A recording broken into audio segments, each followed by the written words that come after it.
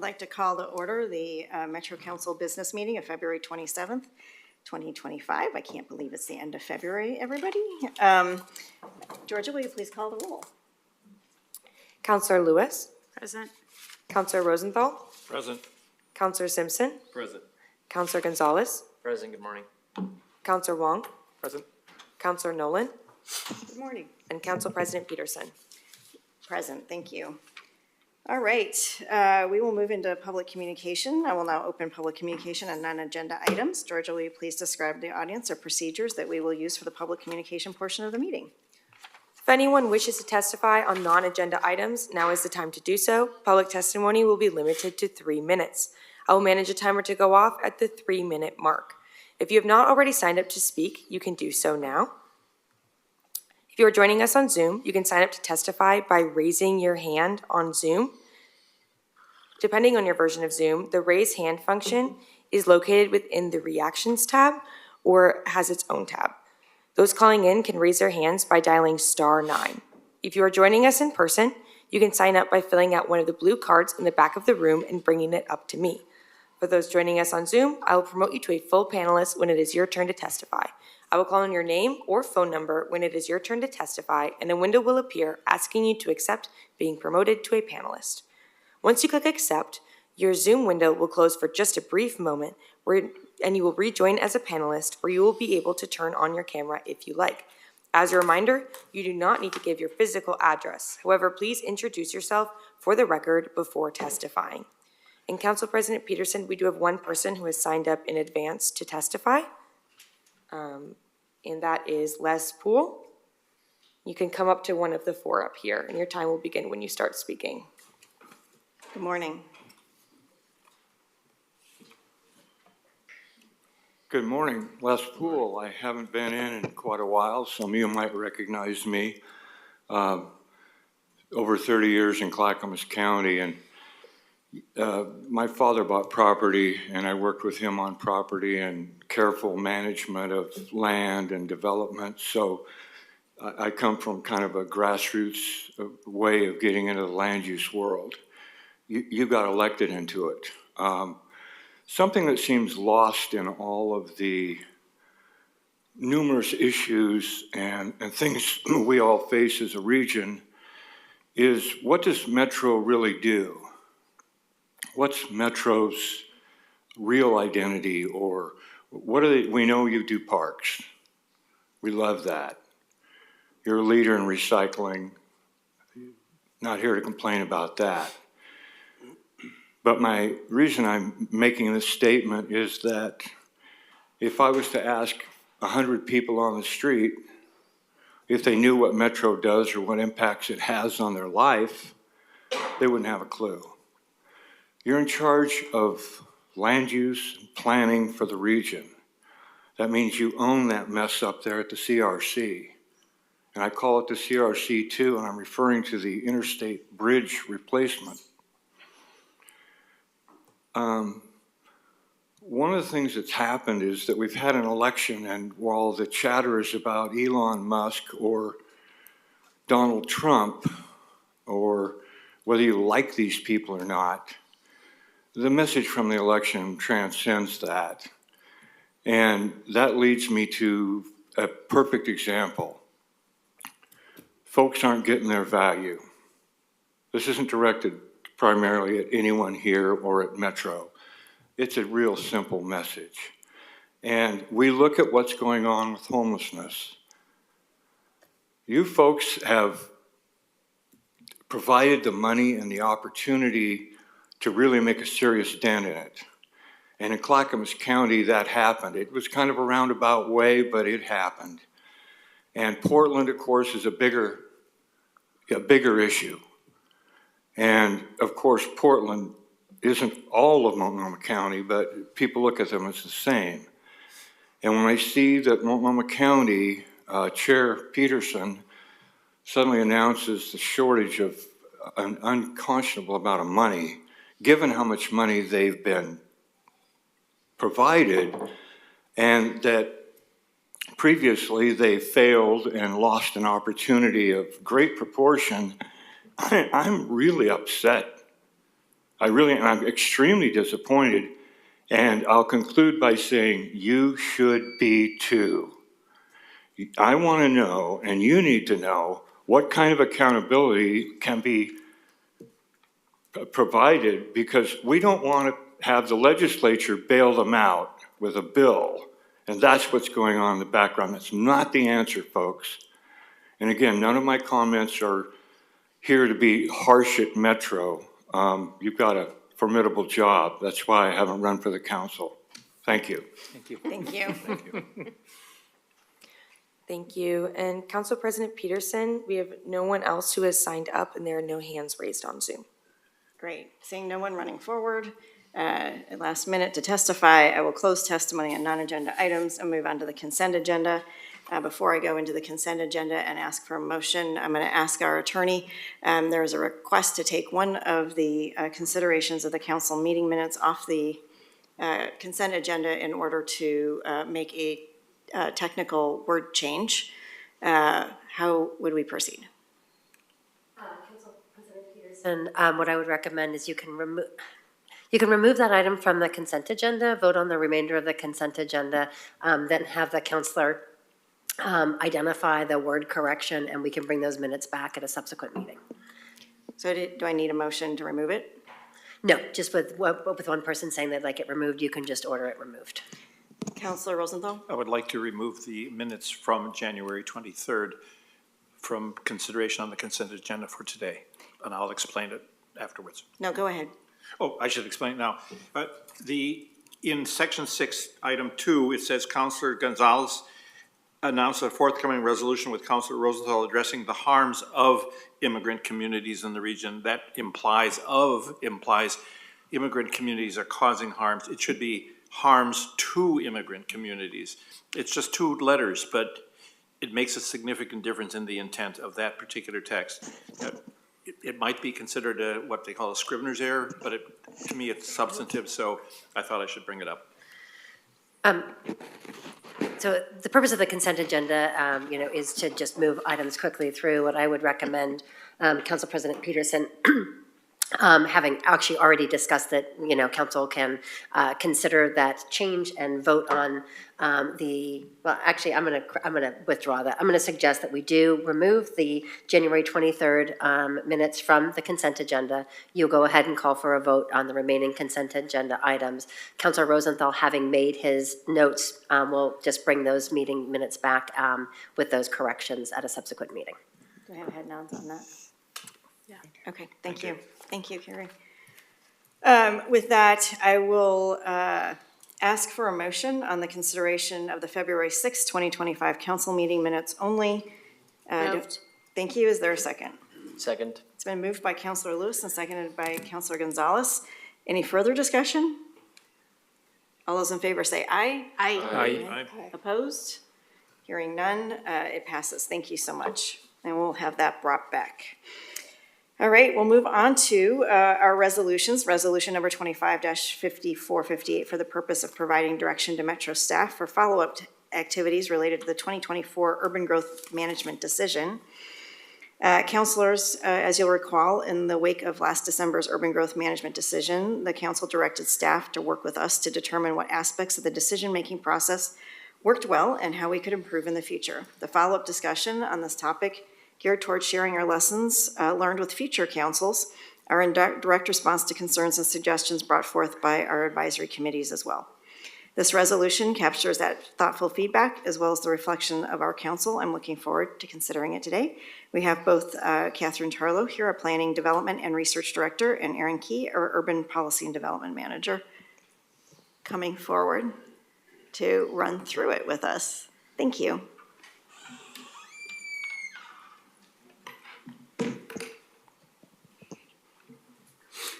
Good morning. Thank you, President Peterson and council members. We really appreciate your having us back to talk about this resolution.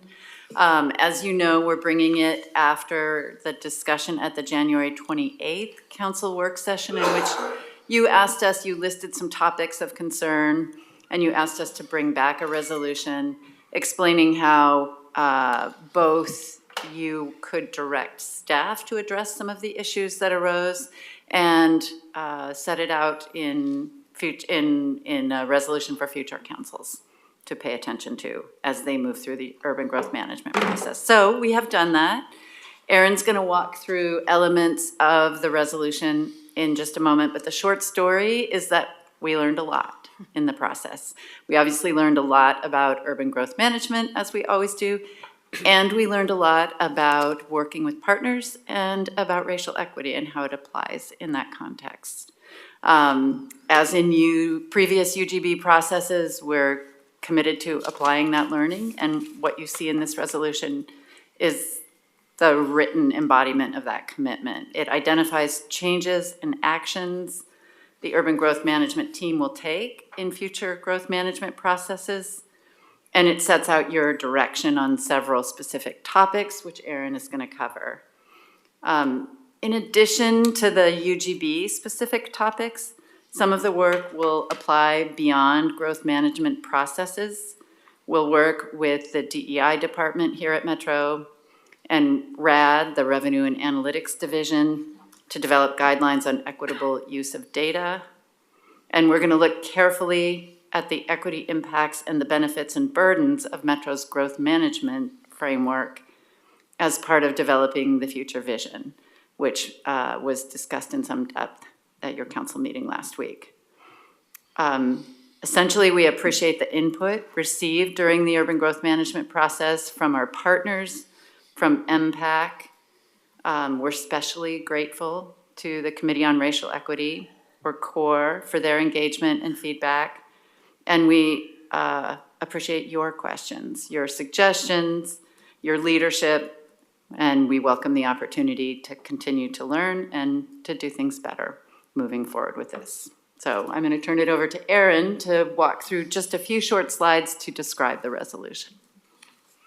Thank you very much, Catherine. I'm Erin Key. I use she, her pronouns. We'll go to the first slide and I'll set a little bit more context. Metro Council adopted the Urban Growth Report at the end of 2024. That is Metro's required assessment of whether the regional urban growth boundary has enough land to accommodate expected housing and job growth over the next 20 years.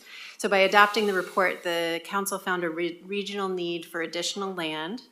And to address that need, council expanded the urban growth boundary to include the Sherwood West Urban Reserve. Lastly, the council adopted conditions of approval that laid out your expectations for the city of Sherwood with the future planning that they will do in that area. Addressed topics like housing density, housing affordability, industrial site protection, public engagement, and tribal consultation. Next slide, please.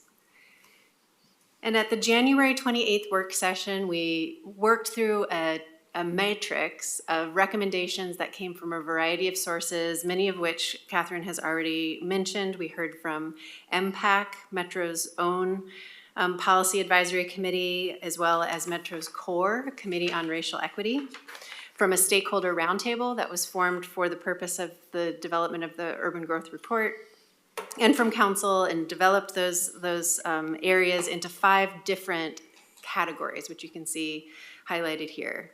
We discussed those 5 areas for improvement, and you gave staff feedback and ideas and asked us to come back with a proposed resolution. And that resolution, which addresses actions that the planning department will take, is before you today. I'll go over those in the next slide very quickly. There are 7 main topics. There are 6 bullet points, you might notice too, if you're doing your counting. So I'm going to address 2 of them in one. So this resolution directs Metro's planning work in these areas, many of which directly associated with how we conduct the urban growth boundary process in the next time. It asks that we provide much more clarity to our jurisdictions during their concept planning, with Metro's expectations around density and affordability and other important topics that were addressed and talked about in the Sherwood West discussion. It directs the planning department to work very closely with our own DEI department in the next UGB decision on both the equitable use of data and producing an racial equity framework on future work to understand how our growth the racial impacts of our regional growth. And this is something that we intend to do as part of the Future Vision process. It asks us to pull together a work plan for an industrial site readiness effort, for involving more expertise in demographics and economic development and economics in our future UGB regional forecasts. I mentioned the Future Vision effort, and also asked Metro to work on what it can contribute to the production of additional housing in the region through our regional housing coordination strategy, which will be developed for council consideration later this year. You received an update about it just a couple meetings ago. So that's a summary of the resolution, and Catherine and I are here to take your questions, if you have any. Thank you. I just want to say thank you, because I think we've all learned a lot from this process, and have grown from it. We've definitely started where we had left off in the last urban growth boundary conversation, and things had changed slightly, and I think we found out where they had changed. So I appreciate all of the work to kind of catch this up and then see what's coming up. That we could give off to the advice for future council. So thank you. Questions, comments? Sorry, I don't see any hands up on my screen. Councilor Wong. Thank you, Madam President, and thanks for bringing this resolution back. I think it captures a lot of what we were talking about, I guess, in preparation for this resolution. I just want to make sure that I think the advice from CORE was really focusing on our practices agency-wide. So I think there's a lot of specific actions here for planning that are really important. But then how do we then kind of grow those practices across the entire agency and all the kind of engagement and decision-making that we do? I saw on the slides that there might be some application of these learnings to the Future Vision process and the housing production strategy.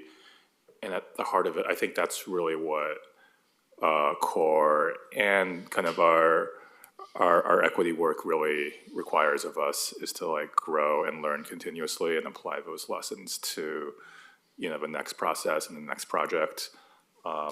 So I'd be really just interested in as your team goes back to CORE and other advisory committees, that they're taking lessons learned from this process and applying them to the process at hand. And I think if we're able to do that, I think that would really demonstrate us taking that advice to heart.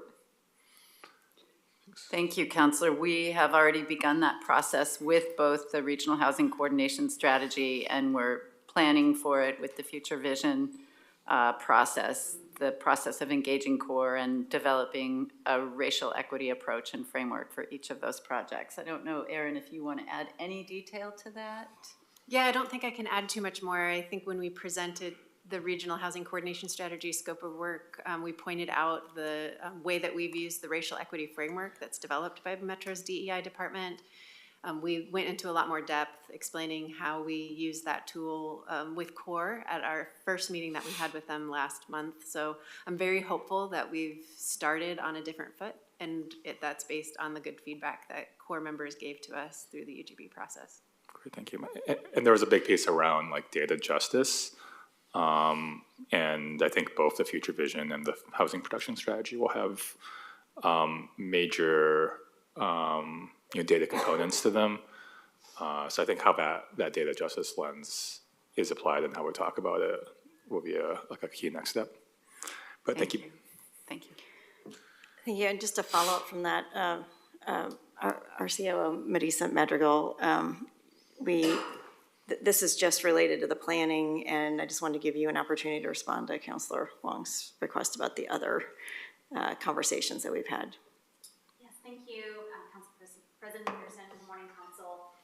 There are several follow-up topics, including centering human impact, implementing ongoing practical professional development centered on our Spiretti, train and educate every Metro staff member so they understand the historical and ongoing racial equity impacts of their department, and then commit to authentic and accountable community engagement. And so we're kind of bifurcating the conversation today, focusing on the planning. But these are items that, you know, I will carry forward through my office and the work that I'm doing with Director Owens Wilson in DEI to update the Spiretti. We're also bringing in, hopefully in the very short term, a consultant to help train us on targeted universalism, which is a framework that I think our next Spiretti update should be informed by. So more to come on these broader enterprise-wide initiatives, but we are tracking, and I think it's complementary to what planning is doing at the project level. Thank you. Counselor Rosenthal and then Lewis. Thank you, Madam President. First of all, I want to thank staff for coming up with a thorough resolution that addresses all the input and all the considerations we had in going through the UGB process. There was a lot of input, a lot of good input, and we have to change some things. There's going to be a fair amount of work. My one question has to do with, I noticed that only item 7 on the list shows a deadline date, whereas all the other ones do not specify a particular date, and I'm just wondering if the end of 2025 applies or is intended to apply to all those other work plans that are identified. I would assume so, but it wasn't specific. The 2025 on the last item is very specific to the state requirement that that plan be completed by December of 2025. The others don't have that kind of state requirement, so they are more vague about a final date. So my follow-up question would be, so do we have an expectation of when we will have these? I mean, at a singular time, or are we going to develop a plan for rolling them out in some sort of sequence? The work is beginning on rolling these out right away. Yeah, I can give you an update on one of them. Our industrial readiness work, I was at the West Side Economic Alliance yesterday. They've put together a work group specifically to look at industrial land supply and how those calculations are done at urban growth management decisions. So that was a really good, robust conversation that I participated in yesterday. So there's one example of how some of these are beginning right away. I'm sure council is really interested in making sure that these don't languish. So our intent is to put together work plans, but they will take different times to execute. As you know, several of these are related to how we do the work in the future. So for instance, maybe concept planning, we won't be doing another concept plan until we have a request from a city to do one. But when we do, we'll be ready with a work plan that describes these elements that we want to work into that contract with them. Okay, thanks. Counselor Lewis and then Counselor Nolan. Sure, thank you so much. I really appreciate this work, even though it's getting to the point where we have to count how many plans there are. We're planning to plan to plan. And I think we're at 3. So good at that.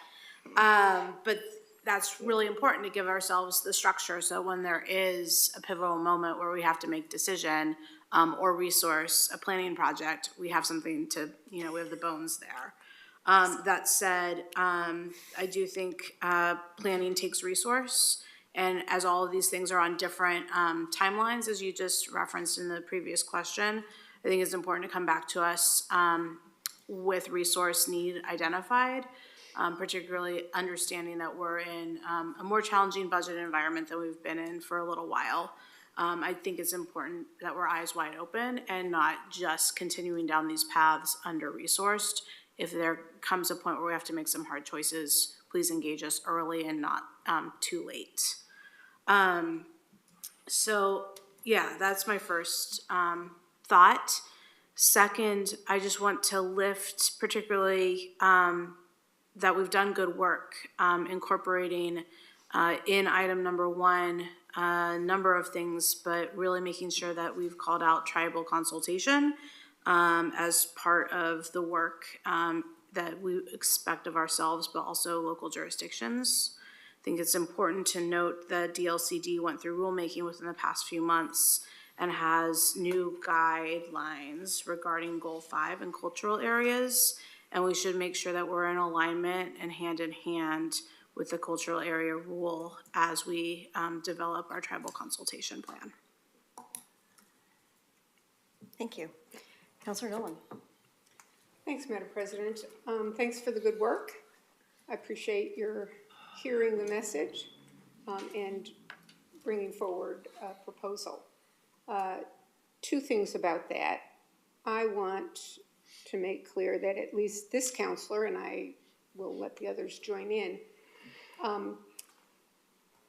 encourage us not just to think about the processes we use, but to think about racial equity particularly as an outcome that we need to organize our work to achieve. It begins with the process, but it shouldn't end there. We should be evaluating, using data justice that Councillor Wong talked about, current conditions, but we should also evaluate every proposal that comes out of staff, that comes from an advisory committee, on what its impact on our community is. And does it break down? Does it reduce historic disadvantages for certain communities, particularly racially defined communities? It is necessary to do the process improvements, which I appreciate, but it's not sufficient to improve the outcomes for our community members. Secondly, I want to follow up on Councillor Rosenthal's comments. In my world, projects or activities that have deadlines get done. Projects without deadlines fit in where we can. And I hope I'm misinterpreting the absence of deadlines for some of your components, but saying we will complete it by such and such and identifying the resources necessary to accomplish that. Remembering that this is really about how we do the work we do. And so some adjustment in the beginning, but it shouldn't be an ongoing cost because it just changes the way we advise and train and develop our staff.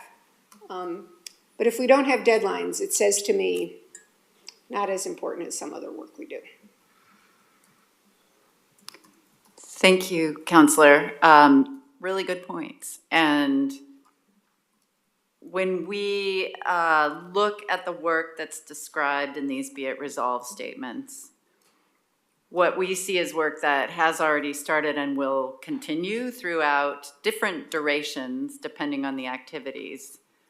And while we talked about plans to plan, some of this is planning work, and honestly, some of it is just doing things differently than we have done. Maybe the way, rather than try to attach a deadline to something that may not appropriately fit into a deadline, is to bring a report back for you all, and have you give us a time when you would like to hear back on the progress on these. I think that could be really appropriate and helpful to us as well to be able to articulate that. So that would be one suggestion. And then the other thing I would say is doing things differently. Sometimes it takes less resource and sometimes it takes more resource because engaging more people means spending more time and honestly committing resources to teaching ourselves how to do differently, how to do things differently as well. So we will keep you apprised if in fact it's looking substantially different, but I appreciate your observation that we shouldn't have to completely re-budget everything. Thanks for that response. It was intriguing, Madam President, if I might follow up. I'd suggest you consider, and this goes not only to you, Ms. Charlo, but to our COO, that when we bring in results of significant projects, and I don't know exactly how we define significant, staff reports to us what has been done differently and what outcomes are different because we've paid attention to the advice that CORE gave us. Agreed. I think that's an excellent way to approach it. Thanks. Thank you. Counselor Lewis? Yes, thank you. I just kind of wanted to respond to Counselor Nolan's thought process, in particular in light of our urban growth boundary decision and how we felt very boxed in by a timeline. So I think there's something that's really important here. It's that it's not only that the work's being done at the clip that we think it's getting done at, but the feedback loops with council and with community are appropriately paced. So it's less about the finished product moment, because that's when you can start to be in a box. We want some leeway on getting the right work done, but we also don't want to be separate from the work, and we don't want community to be separate from the work. So I think the iterative pace is more important than the distance we're running, if that is a little bit of a refinement. There are different aspects, Madam President, may I?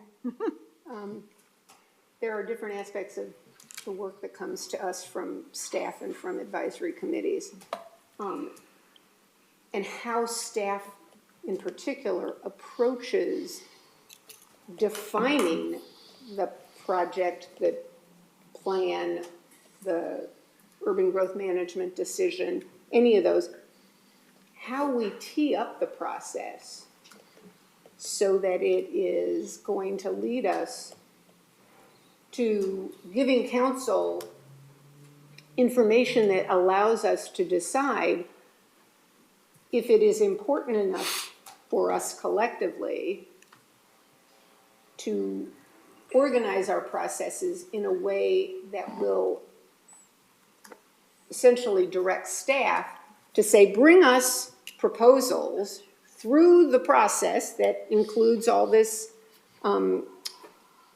evaluation and consideration that you've done, but bring us proposals that advance our agency-wide goals, climate friendliness, racial equity, compact development. Those are all in our established policies. But part of the problem we identified, as I saw it in the urban growth management process, was that we kind of cooked, we eliminated a lot of opportunities by the way we defined, and I mean we, staff and council together, defined the process for that important decision. Let's don't establish processes that create obstacles for us achieving our agency policies. So what I'm going to suggest is to follow up with Catherine, our COO, on a pace, I'm going to put it, of coming back to us on these elements and just keeping us updated and giving us the opportunity to hear how things are going on each of these elements, getting ready for plans, getting ready for, and how that then plays out within the process for engagement and outcomes as we move along. Obviously, that timeline is dependent on which is the priority. So I think I want to sit down and figure that out and get those on the agenda at the appropriate times. Thank you. Thank you.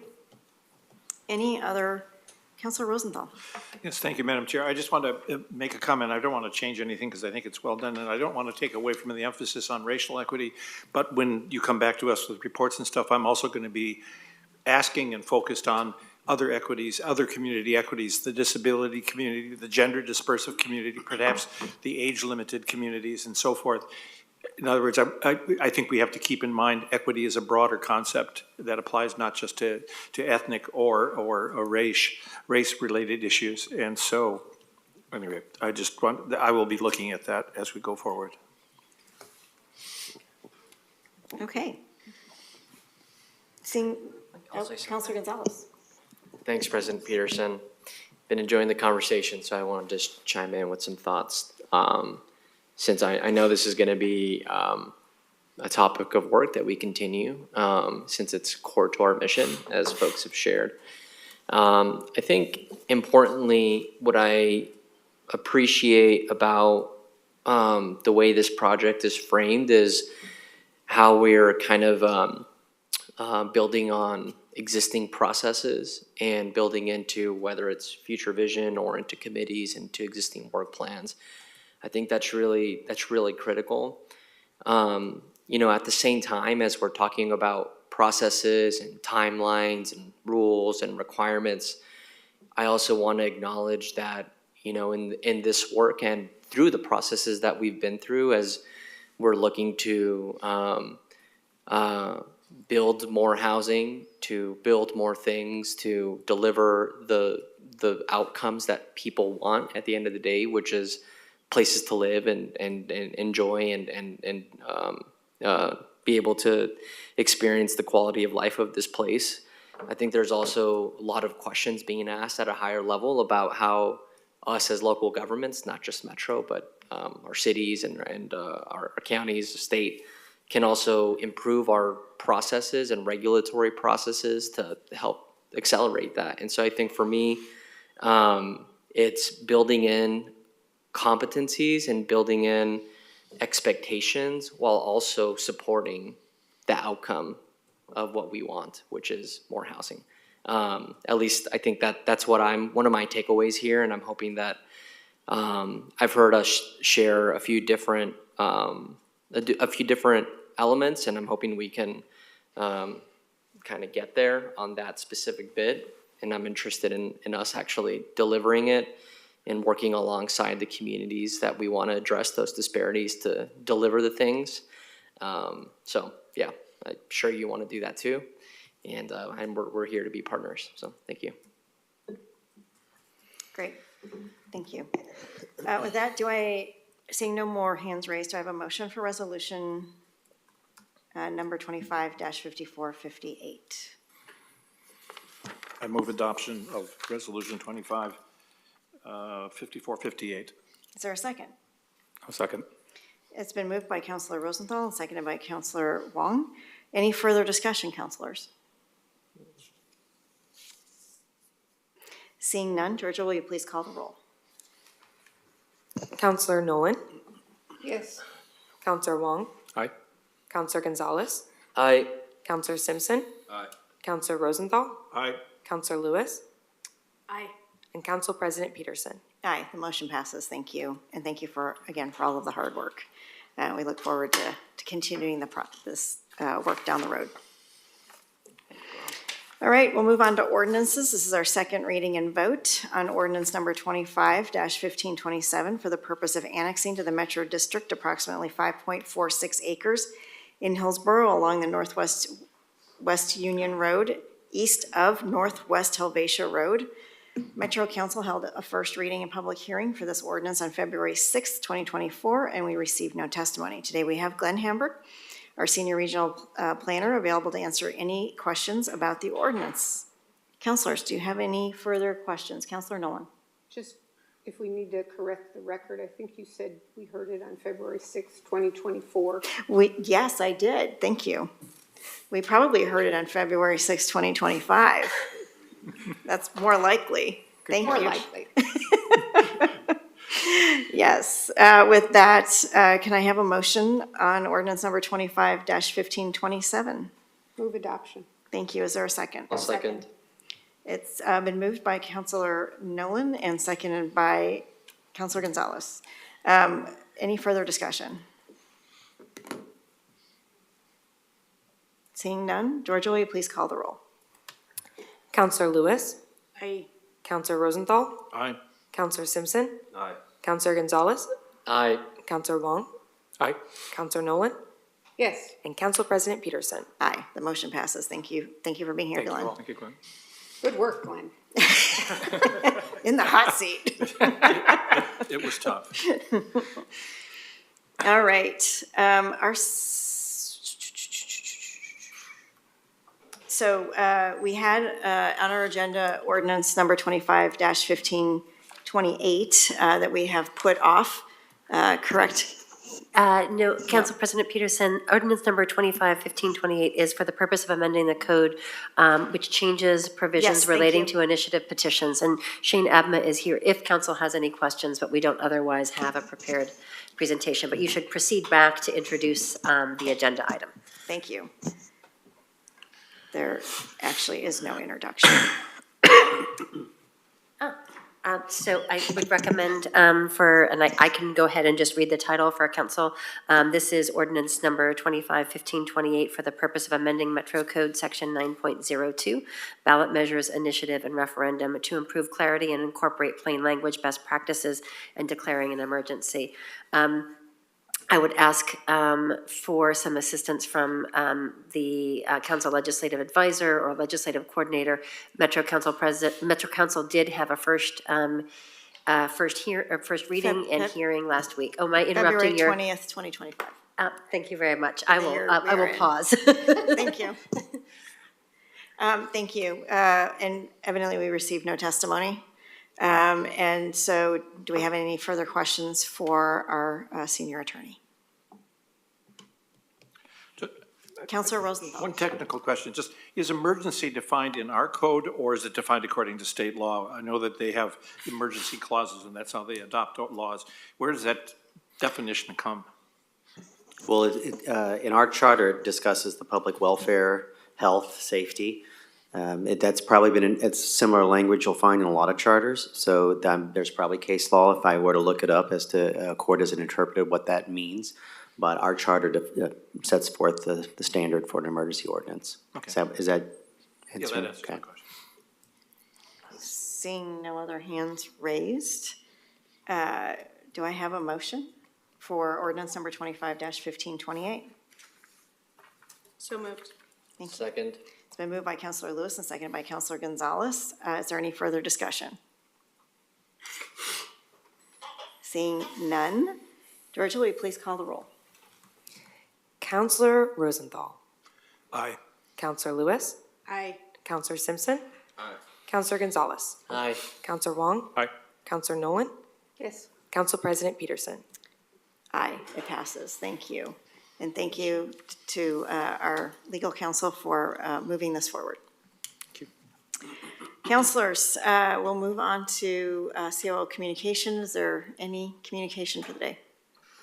I do have communication. Do you want to do CO communication before the work session?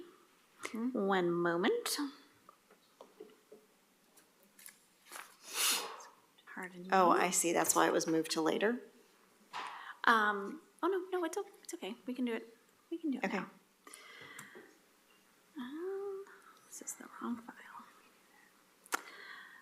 Well, I'm just going to give you a quick update on where we are in the budget process. In my upcoming check-ins with you individually, I'm going to be giving you a briefing on kind of where we stand. I've been reviewing department submissions and requests along with the revenue that we have available to address them.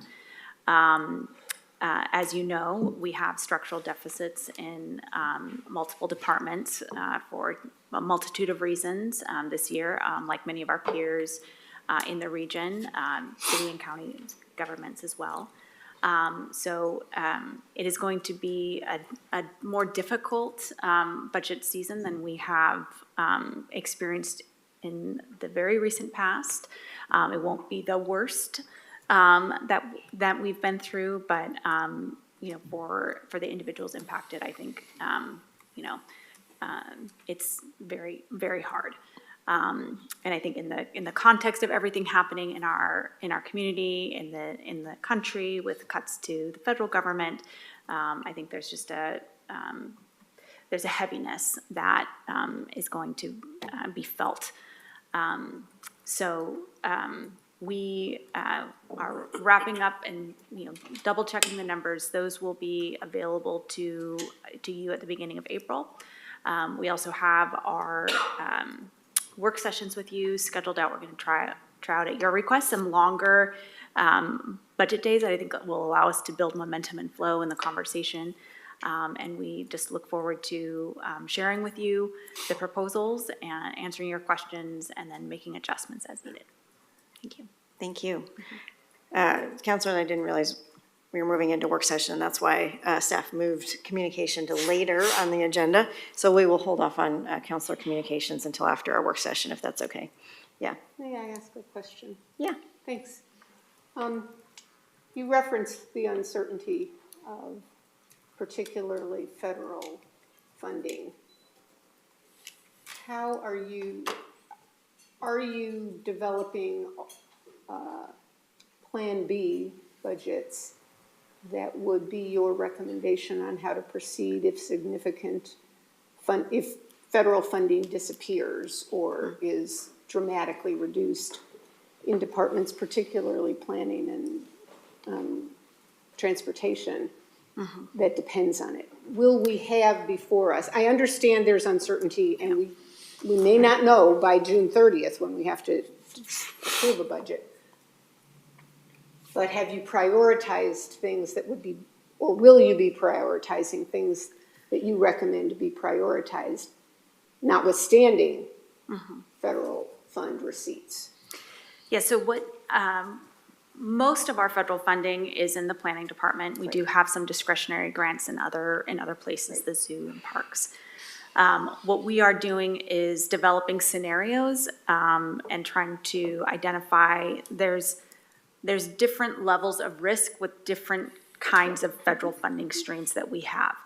And so we, along with my team and Brian Kennedy's team, are kind of developing a risk analysis that we can, as we receive information and that uncertainty starts to be more certain, we can start to forecast, where we'll be. And I'm happy to share that with you all as we fine tune it. But just for context, about half of planning's funding comes from the federal government. And so, it would have significant impacts on personnel, on the work that we do, on our status as an MPO. And so it's something that we're watching very closely and not just watching, but, trying to get information from any sources that we can. Every other MPO is in the same boat. We are also just reaching out to our peers across the state to understand how they are evaluating the risk and making sure that we are in tune. If I might, there's a secondary impact that we haven't yet talked about much here, at least I haven't been in conversations, and that is the effect that the federal intention and House vote does to Medicaid funding, which covers a lot of services for the people who are in our homeless population. And that we may not directly be receiving funds to support staff positions, but it could potentially very dramatically change the scope of the work that has to be done under our two housing programs.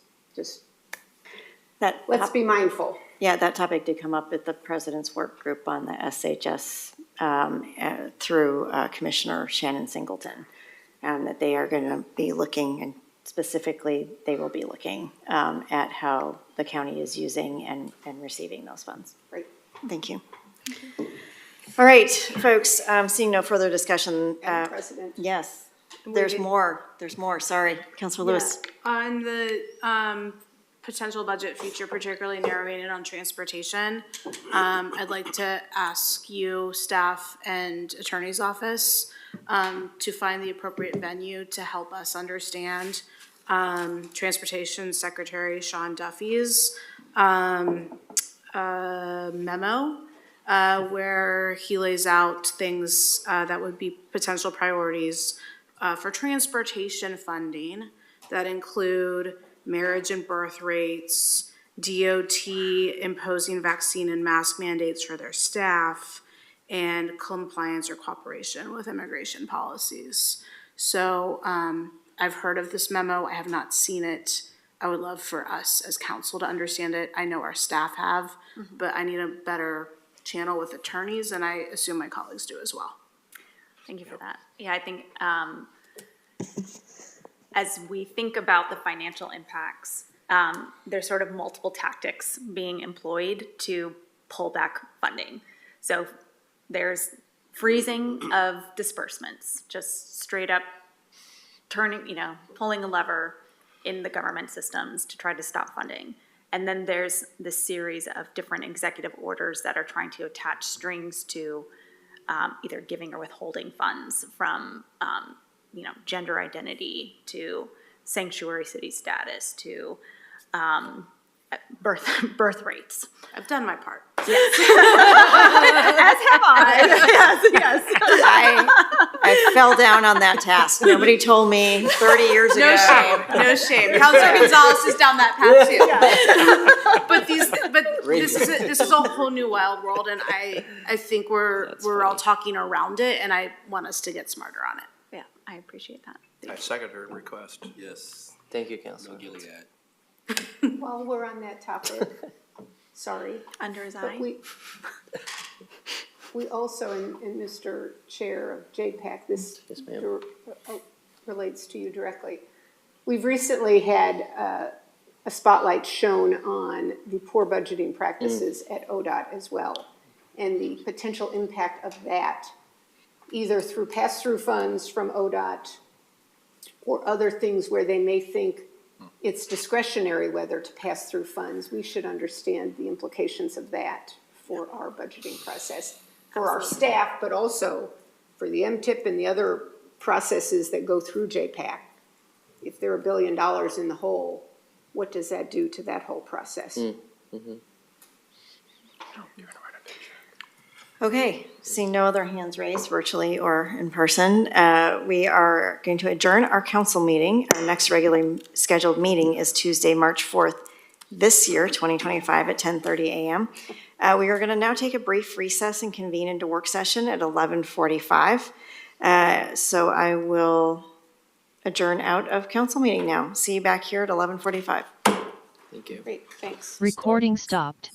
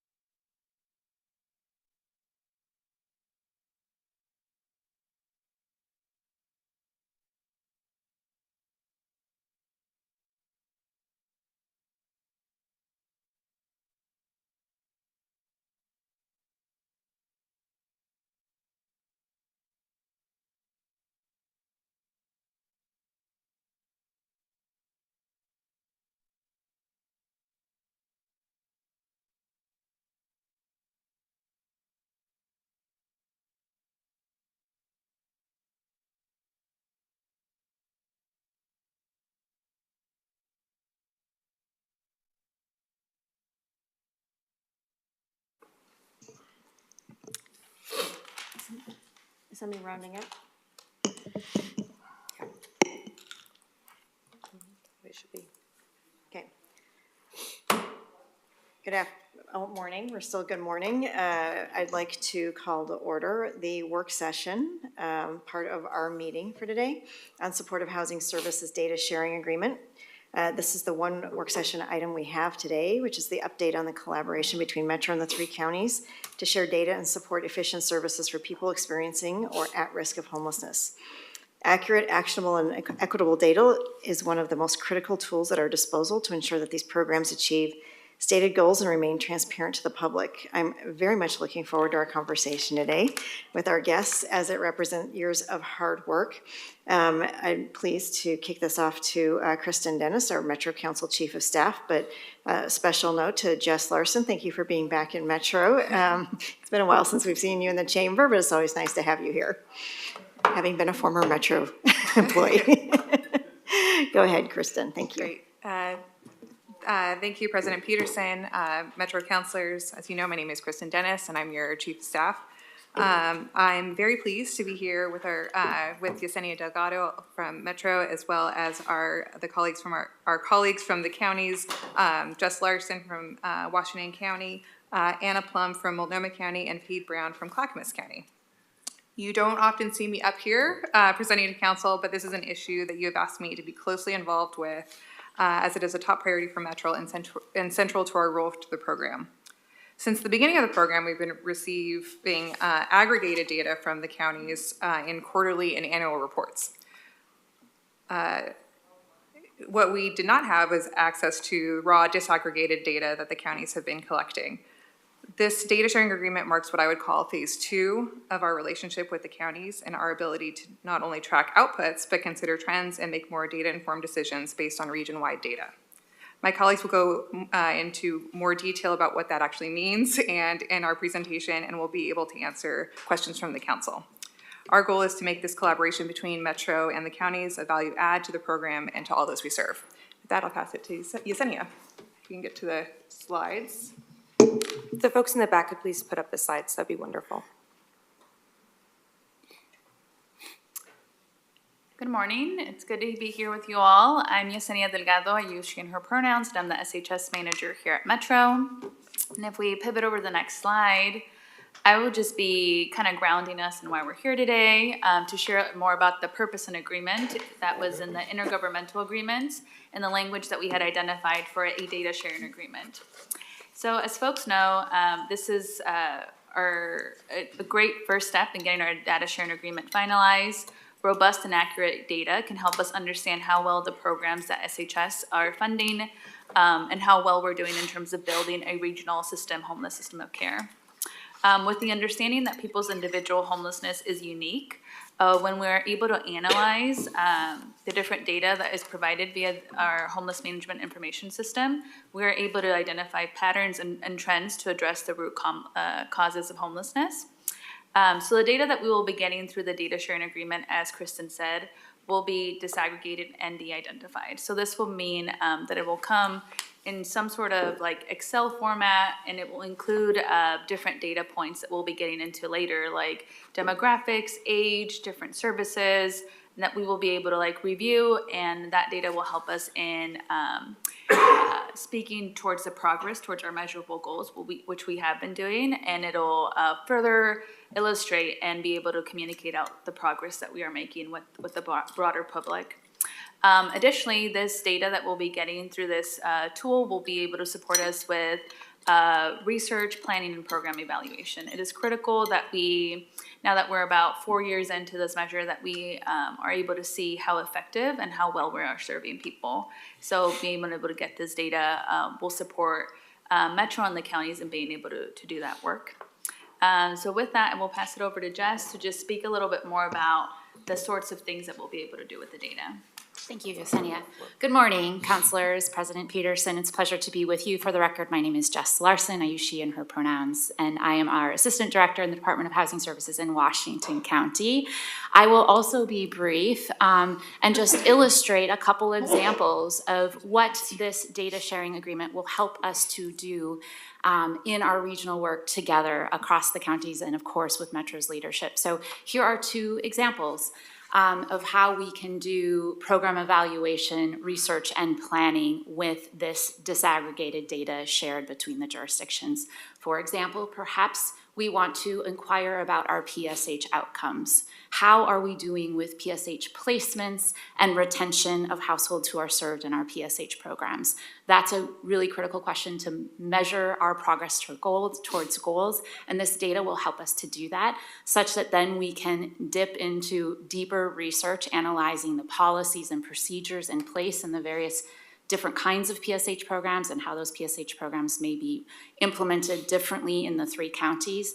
And then through that research, convene and do constructive planning in a collaborative way to understand what kind of policy improvements we might consider to improve our regional outcomes in permanent supportive housing. So an example of how this data will serve us collectively as a region.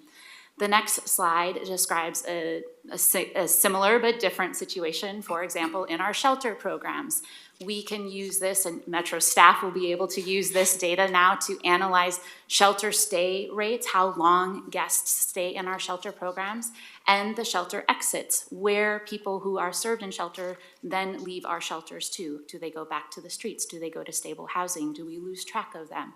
This data will then help us to do further research and understanding differences in policies and procedures in various shelter programs. We have many different kinds of shelter programs, as you know, and then those differences in the counties, how each county might be implementing their shelter programs differently. And then through that research, convene together to collaboratively plan for policy improvements that can help us think about how to improve those shelter outcomes. So hopefully that brief illustration helps you understand and look forward to the collective work we're able to do as a region under this new data sharing agreement.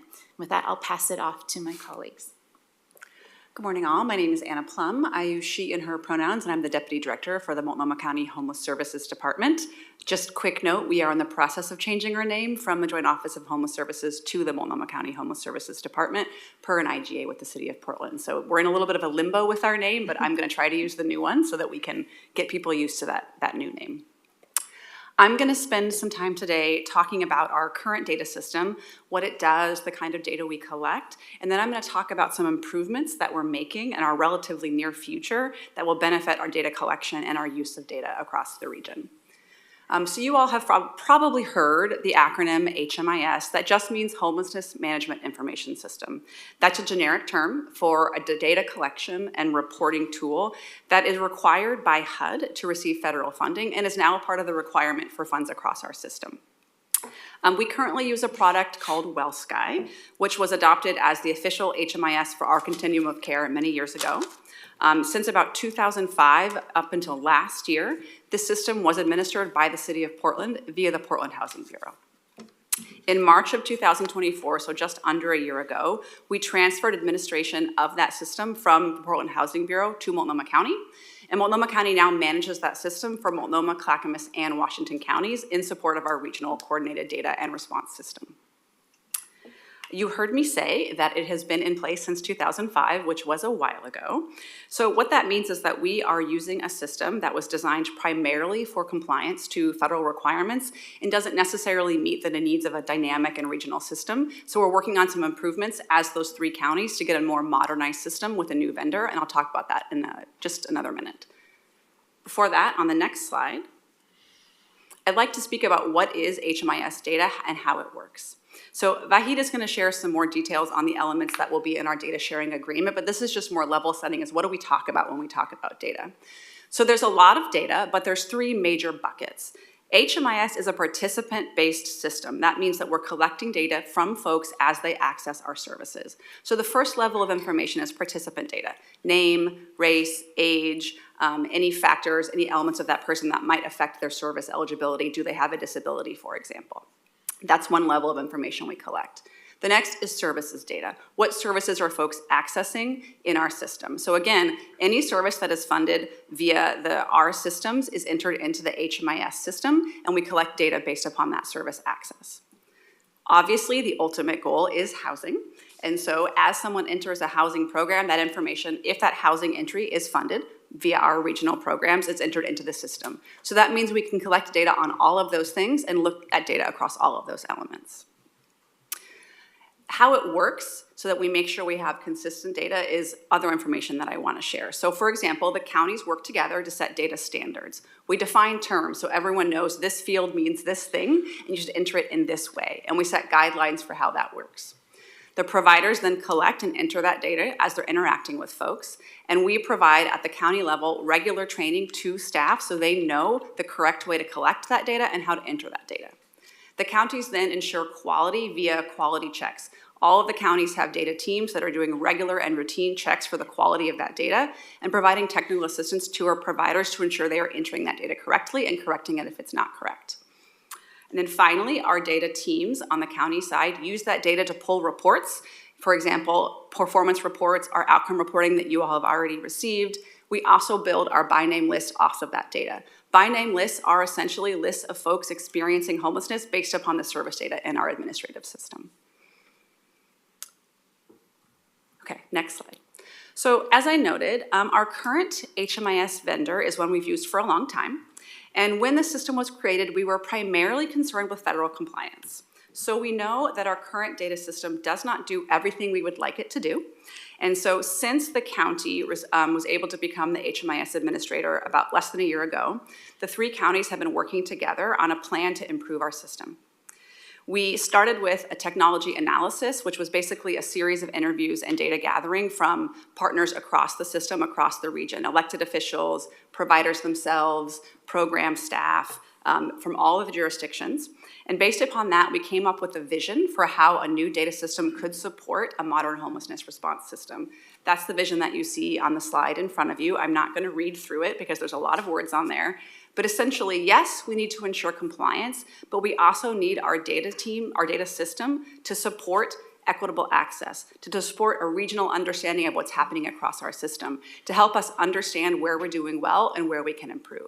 And so we've put together a vision for what that looks like, and we are in the process of working on a new system for our region. The last slide that I'll walk through kind of goes into more detail. When we talk about a new software, what are we looking for? So this is some of the stuff that we are trying to procure in our new data system.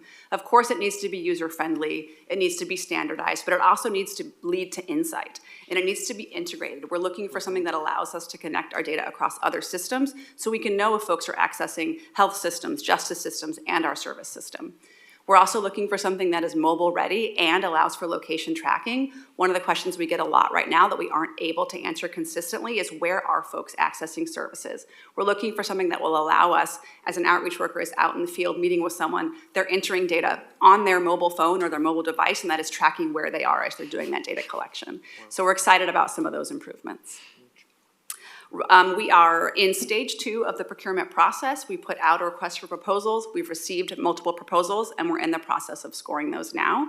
We anticipate making a decision on that new vendor in late spring, but of course, then we have to implement that new system. And this will be a system for all 3 counties. That's hundreds of providers, thousands of users. So it will be a major undertaking to implement that system over the next several years. Okay, I'm going to pass it to Vahid. All right. Good morning, President Peterson, Council. I'm Vahid Brown. I'm the Deputy Director of Housing and Community Development in Clackamas County. And I'm going to speak briefly about what's in the data sharing agreement. First of all, what data is in the data sharing agreement. So you heard Yesenia refer to like an Excel spreadsheet, a file that would include data extracted from the Homeless Management Information System. Anne has already spoken to some of the elements of that system. But the agreement defines the data elements to be included relative to households served in programs funded by Supportive Housing Services revenue. There are 84 elements in the template currently. Most of them are HUD, or Housing and Urban Development, universal data elements that we've long been collecting per federal requirements. Again, these are, as well as some SHS-specific data elements, both of them are kind of broken out into the three types listed below, and Anna's already touched on this as well. But to give an example of the SHS-specific local data elements in addition to the HUD-required elements that cover most of the demographics and project types are things like questions related to the SHS priority populations A and B, whether someone is a participant of the ARLA voucher program. Of course, those are not HUD-required questions, so those are additional questions that we have data elements informing that spreadsheet. And the types of data shared in these elements are, broadly speaking, of three types: person or household characteristics, so again, age, race, ethnicity, disability, income, things of that nature. Program characteristics: what program was this person or household served in, be it an outreach program, a shelter program, or ARLA. And a number of questions related to program duration to track retention, date of program entry, date of program exit. So this kind of data gives us longitudinal looks at how long people are being served in specific programs. So that's the data that's in the data sharing agreement. In the next slide, there's an element in the agreement that we wanted to simplify here, which is data validation. So the data sharing agreement includes a process for the four jurisdictions to work together to validate data. So prior to public communication of analysis. So this is very simply a measure to ensure data quality for accurate public communications. That's the purpose of data validation. It's simply,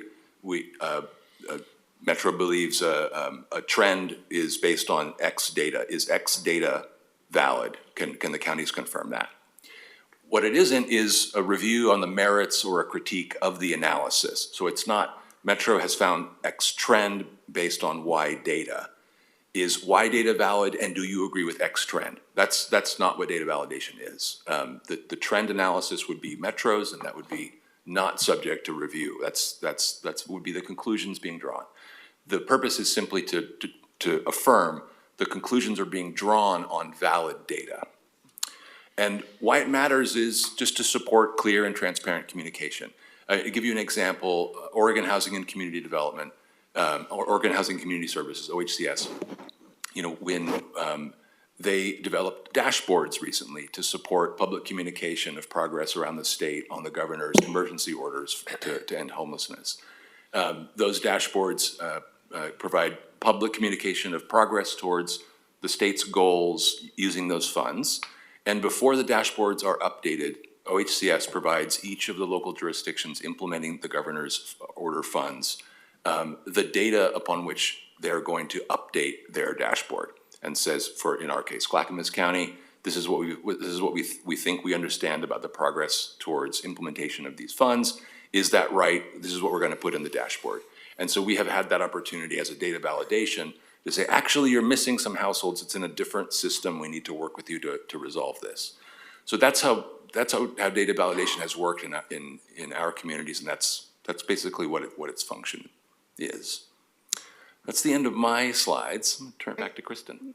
Next slide, please. So building off of what Fahid was just talking about, the data sharing agreement is pretty consistent with what we have in our IGA around communications. Metro and the counties recognize the value in coordinating before public communications happen, and making sure that we're providing reasonable and timely notice to each other prior to public communications. And that really gets back to the points around data validation, wanting to make sure that we're putting accurate information and making the right conclusions. And as we know, there's a lot of differences between the counties, and so there's a lot of reconciling to make sure that, one county might describe something one way, and so we need to, and another county can describe it another way. We want to make sure that we have a clear understanding before we have any communication that goes out, and we're all operating on the same information. And so this is a really critical component of how we're going to be working together in the future. Next slide, please. And then last, kind of our next steps, wrapping up, next steps are for Metro and the counties to sign the data sharing agreement. And then the counties will begin sending the data sharing templates to Metro. The rules around that are it will be kind of after our next quarterly, 90 days after the next quarterly report, which means we'll have basically all of the data, we'll be caught up on data around August, mid-August, I think. And then last, we have, this will be kind of ever-changing as the counties continue kind of to develop their work, as Anna was kind of talking about earlier. And so we may be making adjustments in terms of the template. One of those adjustments, which we don't know necessarily requires a tweak, it might just be an adjustment to the template. One could be coordinated entry, and that's one of the things that we've identified in the near term as well. It's data that they're already collecting. So, and with that, next slide. Any questions, council? Counselors, questions? I guess I just want to say thank you to all of you.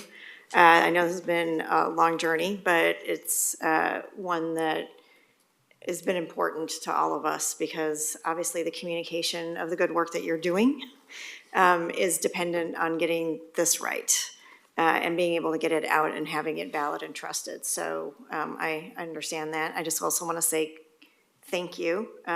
One of the things that my little engineer brain continues to ask is the question that you answered for me is, how are we making it easy to collect in the field and make it real time so that there isn't 3 or 4 steps for a caseworker and we actually make them more effective in their job. So thank you. Looking forward to seeing how that's used at some point as well, if possible. So that would be great. I will turn it over to questions from the council. Councilor Lewis. Sure, thank you so much. I'm very appreciative of the opportunity for us to be having this brought to light today. We've been talking around it for some time. We have definitely felt frustration as a council at the length of time that it's taken us to get here, but generally appreciative of the end results. I have a couple of questions, if I can, yes, Madam President. So first of all, in terms of data that goes into HMIS, it's obviously pretty intense with over 80 different factors or data points. When we are standing up things like severe weather and emergency shelter, though, we're not getting any of that. In particular, when we're low barrier, come one, come all, we need you off the streets when it's icy, whatever. What other scenarios are we standing up services that are supported with SHS funds where we are not gathering data or we are not fully using a full set of data collection?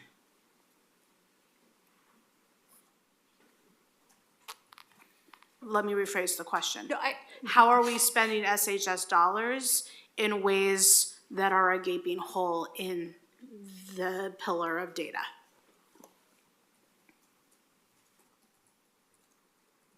I am not aware of any where we are spending. I can give an example of one we've recently resolved on Multnomah County. So for example, when we began funding units of shelter at the Bybee Lakes Hope Center, that organization was not initially entering their data into HMIS. And they had a lift there, right? They needed to hire data folks, they needed training, et cetera. We worked with them and they are now entering their data into HMIS. And as we will be funding more units there. There have been like a small pocket as HMIS, but that's the only example I'm aware of.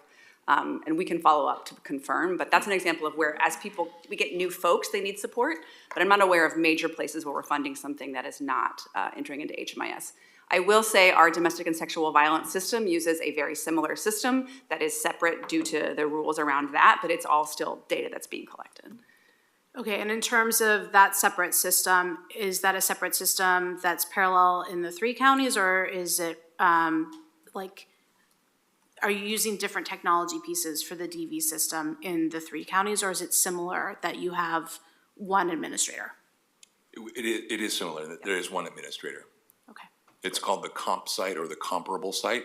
Okay. It's a requirement that victim service agencies put in data in a more secure, segregated database. Okay. And similarly, the county has a position that administers that. Wonderful. Second question. City of Portland used to administer HMIS not only for the jurisdictions here in the room, but I think all the way down to Lane County and other places. Multnomah County inherited some of those relationships. Are you still providing HMIS to jurisdictions that are not these 3? I don't believe so, but I can follow up. Okay, great, thank you. And then as we are excited about the potential for a new vendor, like I've seen the audit, I've seen the report like a year ago at Tri-County Planning Body. It's so needed. I'm excited to hear about Spring. Can you just reassure me, that we have, pre-negotiated the transition so that we're not in the exact same space, come fall with a new vendor, needing to, update, because things have changed? Are you asking if we pre-negotiated the transition in the IGA agreement?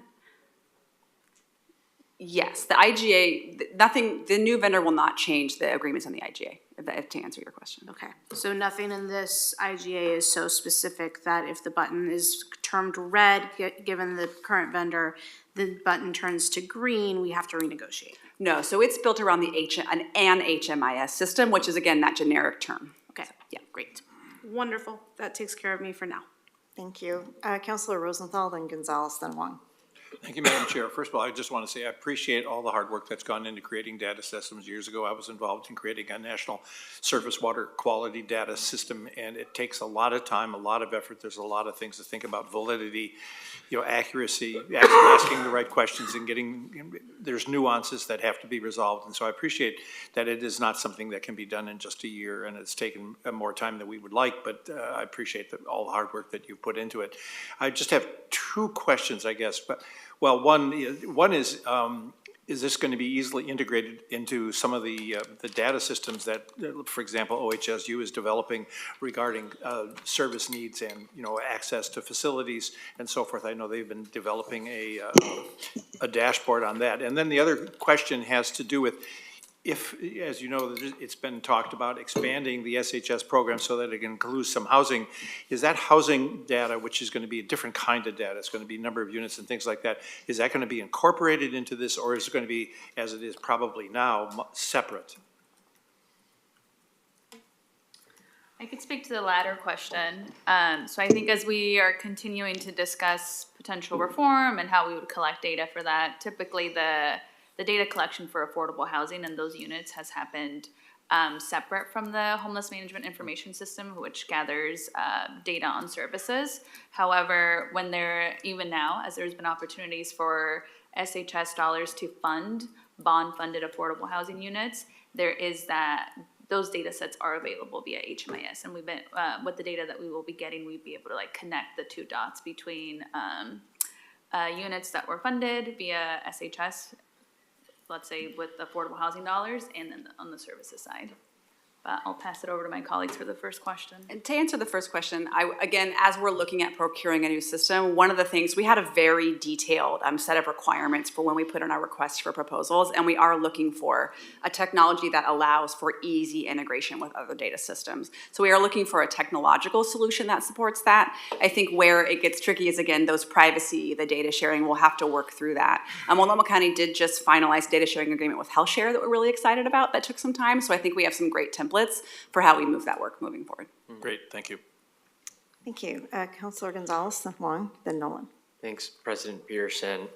Just to start with a quick thank you and appreciation, Jess, Anna, and Vahid for being here, and for working to get this moving forward. It takes a lot for large agencies to work through an element of this. And to me, this is critical for how we increase transparency in the program, how we build the public trust, and critically, how we continue to align our mission to deliver the outcomes that people that really need these services are relying on us to work as governments to fix, right?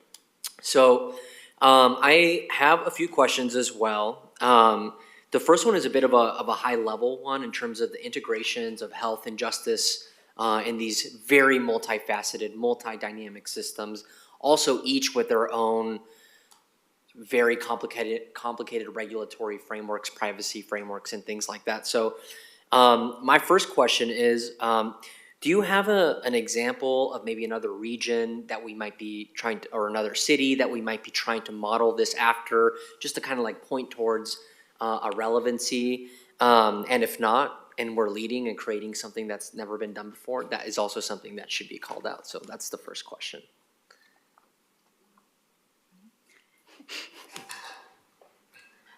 I think, thank you for the question, Counselor. There are many different challenges in data system alignment, and then therefore many different regions and cities to look for in how they've addressed those challenges. One region I'm really eager to learn from is Maricopa County in Arizona, where resource constraint has driven alignment with Medicaid resources in their homeless system many years in advance of where we are here in the Portland metro area. So that's one example to offer you, but there are many different examples. And another example of system or data system alignment specifically I want to offer to the council is work we're already doing in our housing authority and homeless services authority worlds, because homeless services systems use HMIS, but housing authorities use Yardi. And so we're already in-house using two different data systems to map data elements and make sure we're reporting to our funders accurate and adequate data, but aligning those data systems in the background to make sure when we're drawing down rent assistance for a household that that's showing up in HMIS and Yardi accurately. So I hope that illustration helps sort of say yes in many different ways.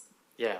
I would, great. I would Please also, keep we going. have, I would mention it's not another region, but we have a pilot program in Multnomah County that we call FUSE, which is Frequent User System Engagement. And that again took sort of a big lead up to get the data sharing, but we have data sharing agreements between our public safety, health, and homeless services organizations to identify the folks who are frequent users of all three of those systems. I literally identify the individuals and then case conference those individuals to help them get into supportive housing. So that's a very small example that's kind of getting off the ground right now of ways we can use data to provide the information to help folks access the housing they need. Thanks. I appreciate you sharing those examples just because I think folks, and especially those that are not working on this every day like you are or like we are, is looking for those examples, the light at the end of the tunnel that we're striving towards. So thank you for sharing. My next question is data administration analysis, as you well know, takes capacity, and then building a new system entirely takes, I'm sure, even more capacity to sustain, get on board. And I'm wondering, are we deploying new staff for this? Are we redeploying existing staff? How? And this might be a Metro question, and perhaps you can as well. I know that you're, especially at the county level, you've been working very hard to build a new program from the ground up, and that folks have been busy. So how are you going to help manage this into your workflows? Yeah, I can certainly get that started, and then my colleagues want to add more to their specific analysis work happening at the county level. But I think with Metro being able to get this data from all three counties, I do think that this is quite where there's such an opportunity for Metro to add value, given the long-term planning and data system work that we as Metro can conduct, and it can happen at the county level too. But given that we have the capacity, we do have 2 internal staff that have been prepping and are extremely, extremely excited to be getting this data sharing agreement finalized. They have already started to discuss the type of analysis, evaluation, particularly answering some of your questions that you all have been asking around the need, the inflow. How do we have some of the discussions as we continue to plan for the future and provide like in real time analysis that's rooted in evidence-based practices to plan for the future of homeless services here in our region. I know that they have already gotten connected with some of the other great data staff here at Metro to build out dashboards in Power BI that we'd be happy to share with you all. And of course, these dashboards right now are limited to the data that we get provided via the annual and regional report, the annual and quarterly reports. So these will really be able to get much more robust dashboards to share with you all that will be user-friendly and interactive and be able to like see data in a much more intentional way. Excellent, thank you. Not sure if there's anything else. I would like to, I appreciate this question, Councilor Gonzalez, and I'll add in that I think it's important for us as a region, as we grow our data capabilities, to continually be mindful of the cost effectiveness of more data. How we get to this data is by way of the thousands of case managers who are on the front lines of the homeless crisis day in and day out, inputting data into our HMIS systems. And it already requires significant investment in data quality work done in the provider agencies as well as the county, and soon at Metro as well. And more data doesn't necessarily result in ending homelessness, and we should continually ask ourselves, what is the cost-effective way to get the right data, to ask ourselves the right questions to improve our system. Yeah, thank you so much for acknowledging that tension. That's spot on. And my last question is a bit more pointed, which I understand that with onboarding this new vendor, I mean, this is a huge project. It's going to be a multi-year project. We've acknowledged that, and that has a long-term horizon for delivering. So, you know, my worry is that by the time that program or that this new data mechanism is fully up and going, we'll be at maybe, I don't know, 70%, 80% of the life of the measure. And so before it's at full operation. So my question is, do we have any milestones as we build this program that we can use to help communicate to voters, to the region, that we are acting with urgency but also with intention and thoroughness? So does that kind of the nature of the time balance and how we have to balance that? Yeah, thank you for that question. I mean, I would say in terms of the milestones, I would point us back to our 10-year regional goals. And then in addition to that, we have regional outcome metrics that throughout the 10 years we are reporting on those. So for an example of that is we have regional outcome metrics around housing stability. So we are collecting the data, and in the data sharing agreement, the data that we get there will support us in these goals, because we have goals in there around how are people being housed, how are they retaining housing, their returns to homelessness, length of time of homelessness. So I would say all of these metrics that we have in there are metrics that we needed some years of data to be able to report on it, right? That we need the outputs to build over time to be able to report on it. So I would say that being able to report and with like integrity to those metrics is an opportunity to be able to continue to be reporting on the progress that we're making, all while continuing to do some of the system improvement work that you're describing that will only provide us enhanced data to continue to do that work. Thank you. Great. Again, there's like an urgency, but we also need to do this right, and just want to call out that tension as well. Thank you. Thank you. Councilor Huang, Nolan. Okay. Yeah, thank you, Madam President, and thank you all for visiting with us today for this super important conversation. I'm glad, we've made this progress we have thus far. I also have a series of questions, and I think I'll just start with the big picture question. Like, once we've implemented this new data system, will it give us better insight into who's being served with SHS funding? And often, I think we see some gray area between population A and population B, and it's hard for us to really hold to the allocation that we want without that data. So will this data agreement be able to shed light on where resources are going between population A and B? Yeah, I would say currently what we've been getting is information via reports. So we get information of total people served for population A and B. What we don't get right now are the characteristics that each of these people identify as to like roll into those populations. So I would say by getting the data available in the data sharing agreement, I do think we as Metro will get a better line of sight into what are those characteristics that are being rolled up into population A and B.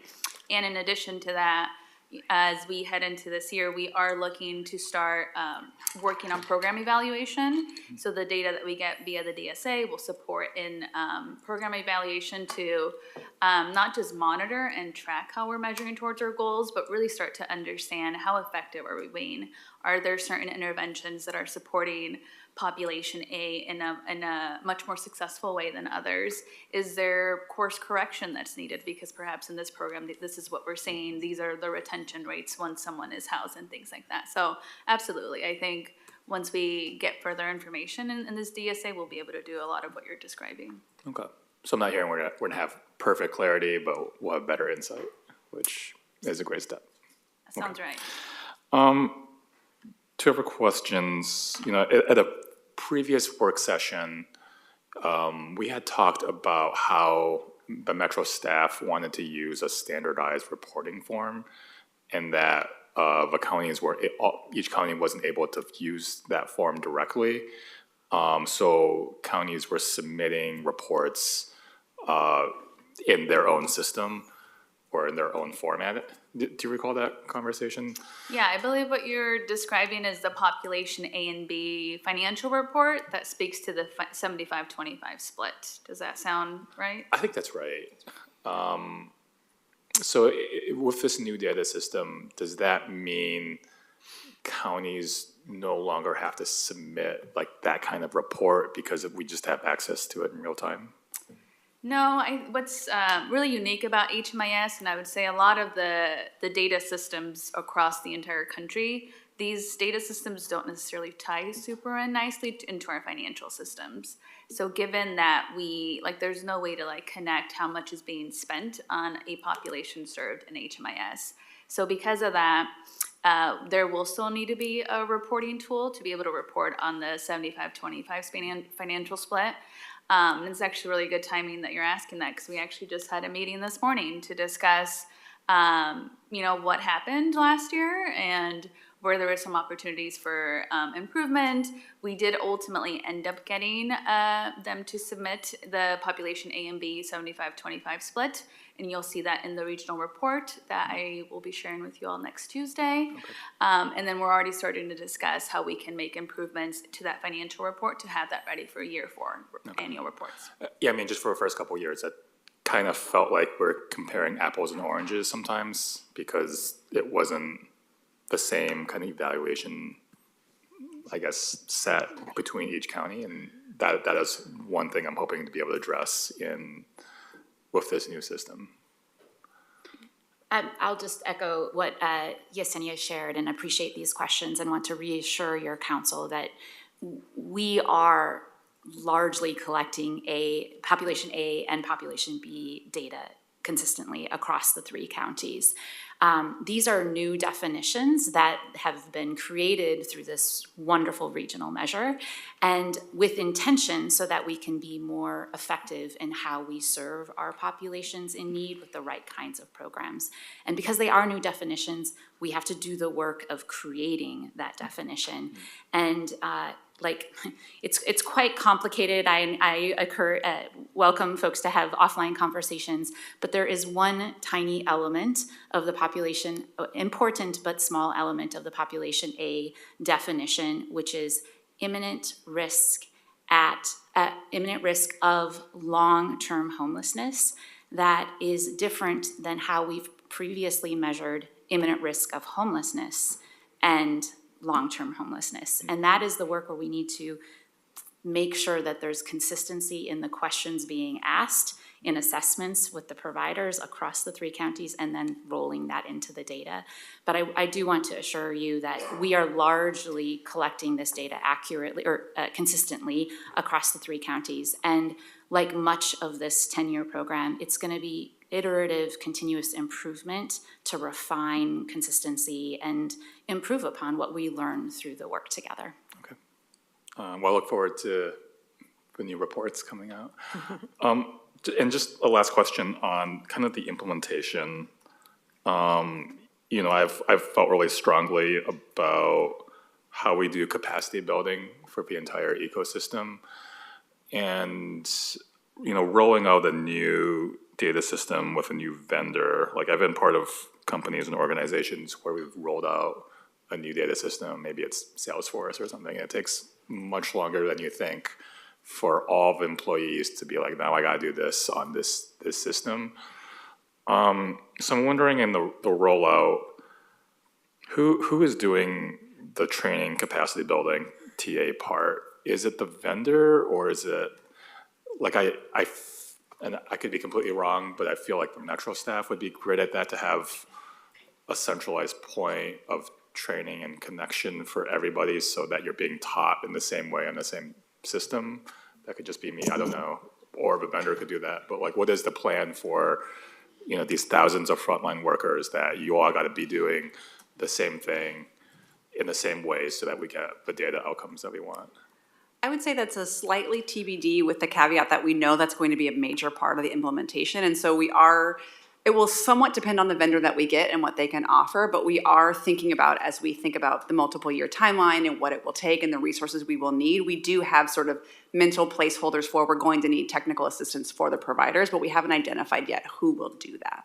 But it is a part of the planning in terms of both resources needed and timeline needed.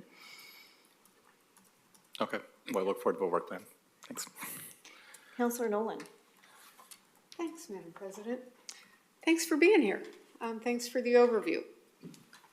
I have a few questions as well, and they are distinguished between the system you've talked about and then the sharing agreement part of it. I know they're connected, but I want to address them differently. So I want to get down to real basic stuff.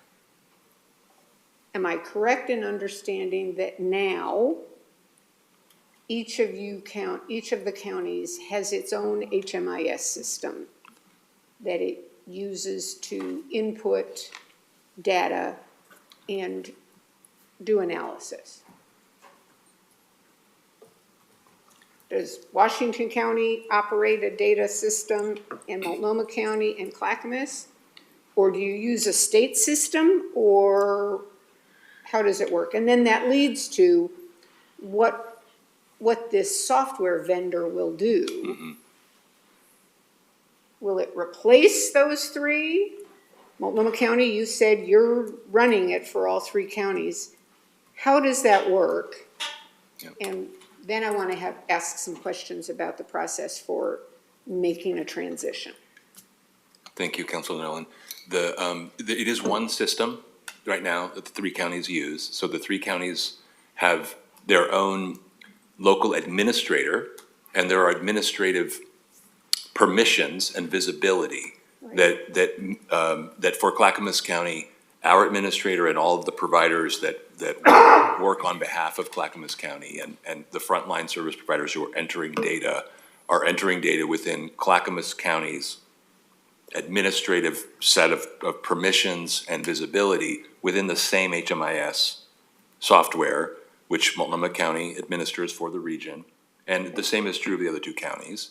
And this is one of the questions that had sort of informed the designing of the procurement and the selection of the future vendor, is issues related to visibility and administrative separateness. There are some longstanding shortcomings, for example, to the administrative visibility not being what we all, I think, have agreed it could be, so that a frontline provider in Oregon City would know that the person that they're talking to is enrolled in programs in neighboring cities because of those permissions. So it is one regional HMIS. The three counties are entering data into that regional HMIS. Does anybody know roughly how many individuals are in that database now? No, not off the top of my head. Order of magnitude? Or can you get back to us with a more specific? And I'm interested in how that compares with your PIT counts. Because you've all talked about point of entry into the system, which is when someone seeks services, but we all know that there are many homeless individuals who haven't sought services or haven't sought services recently enough to be in that. And I want to know how we're going to track identify, in my mind, ideally, even if they're not receiving specific services from any of the counties, they should be in there. They should be in a by name database so that that your outreach workers can go back and try again to see if we can't help you. And if our aim, well, not if, our aim is to move toward homelessness, functional zero. How do we do that until we include people who aren't yet receiving services? So that may be a request, but if you have information on it now, that would be helpful for me to understand. Thank you, Counselor. I'll attempt and invite my colleagues to join in, but essentially, the data that is in HMIS is all the data that we are able to collect with every person willing to share their name and any other information. So even if someone is not officially receiving services, they're not in a shelter, they're not in a housing program, they haven't yet been enrolled in some specific service, but they've had a touch point with someone along the way in the system, and they willingly shared any information that could be entered into HMIS. They have a client ID. There is a data point that then we can track when they show up again in a different place, or now they have enrolled in a shelter, or we lose track of them and they pop back up, and there's still that data point that then we can build upon and enter more data as they offer that information to us. So the HMIS is many things, right? It includes all of the folks who've been in shelters and come through outreach and into a housing program and now are receiving permanent supportive housing services and case management. So they're no longer homeless, but their data is still in HMIS, and we're still gathering that and reporting out on it. But that is not the same as our by name list, which would be the smaller data set of everyone we know to be still homeless and working through our system at some point. And so if they've provided us enough information to create a client ID, then they will be in HMIS, and we can pull a report from HMIS called a by name list to track who is still homeless in our system. I may have raised questions. You did, and I can take that offline because I don't understand how the database of all people who are homeless could be smaller than the HMIS system. So, but we'll take that offline. So I'm curious, in your RFP, are you looking for a COTS system or are you looking for a custom build? I do not have enough technological expertise to answer that question. Commercial off the shelf. There are hundreds of cities who are required to keep HMISs. And some of them have figured out how their software should operate. Are we satisfied with using one of them? Or it's something that's off the shelf, or are we asking a software vendor to start from scratch and build the integrating software? I can definitely follow up with you on that. I think it will be a combination of, right? I think any region of this site is going to have some customization that is absolutely necessary, but we do know there are vendors out there that do this for other folks that are applying and are a part of our scoring process, so, yeah. And to help me understand the timeline, I heard you say that we're looking to, are we going to receive proposals or select a vendor by spring? Select a vendor by spring. We have received the proposals and are starting the scoring of the top proposals. And then I heard a date of August. Do we expect then that we'll select a vendor by spring and all of this will be operational by August? Or if that's a misunderstanding, I'd like to know what we think the cost of this vendor will be and what the time for complete implementation will be. So I want to just start by clarifying one thing. So the data sharing agreement will be in place regardless of the vendor, but for the next several years, we'll be sharing data from the existing system. We will not be sort of turning on the new system until we have a transition plan. So the data that we will share for the next year to 2 years will likely be from the existing system. So there will not be interruption on the data that you all access based upon the transition of the vendor. We'll make sure there's no interruption there. The vendor cost is largely license-based, and so I think the cost will depend somewhat on which vendor we go with, but we are, our IT department, the Multnomah County IT department has some positions that we jointly support to support all three of the counties in their HMIS. That those folks have designed sort of a multi-year anticipated budget for this project that gives sort of a range for what that vendor might cost. I can follow up my head, but I can follow up with you on that cost. And implementation time as well. Yes. Great. Okay, that disrupted my understanding, so I appreciate that clarification. Thanks. So getting to the agreement then.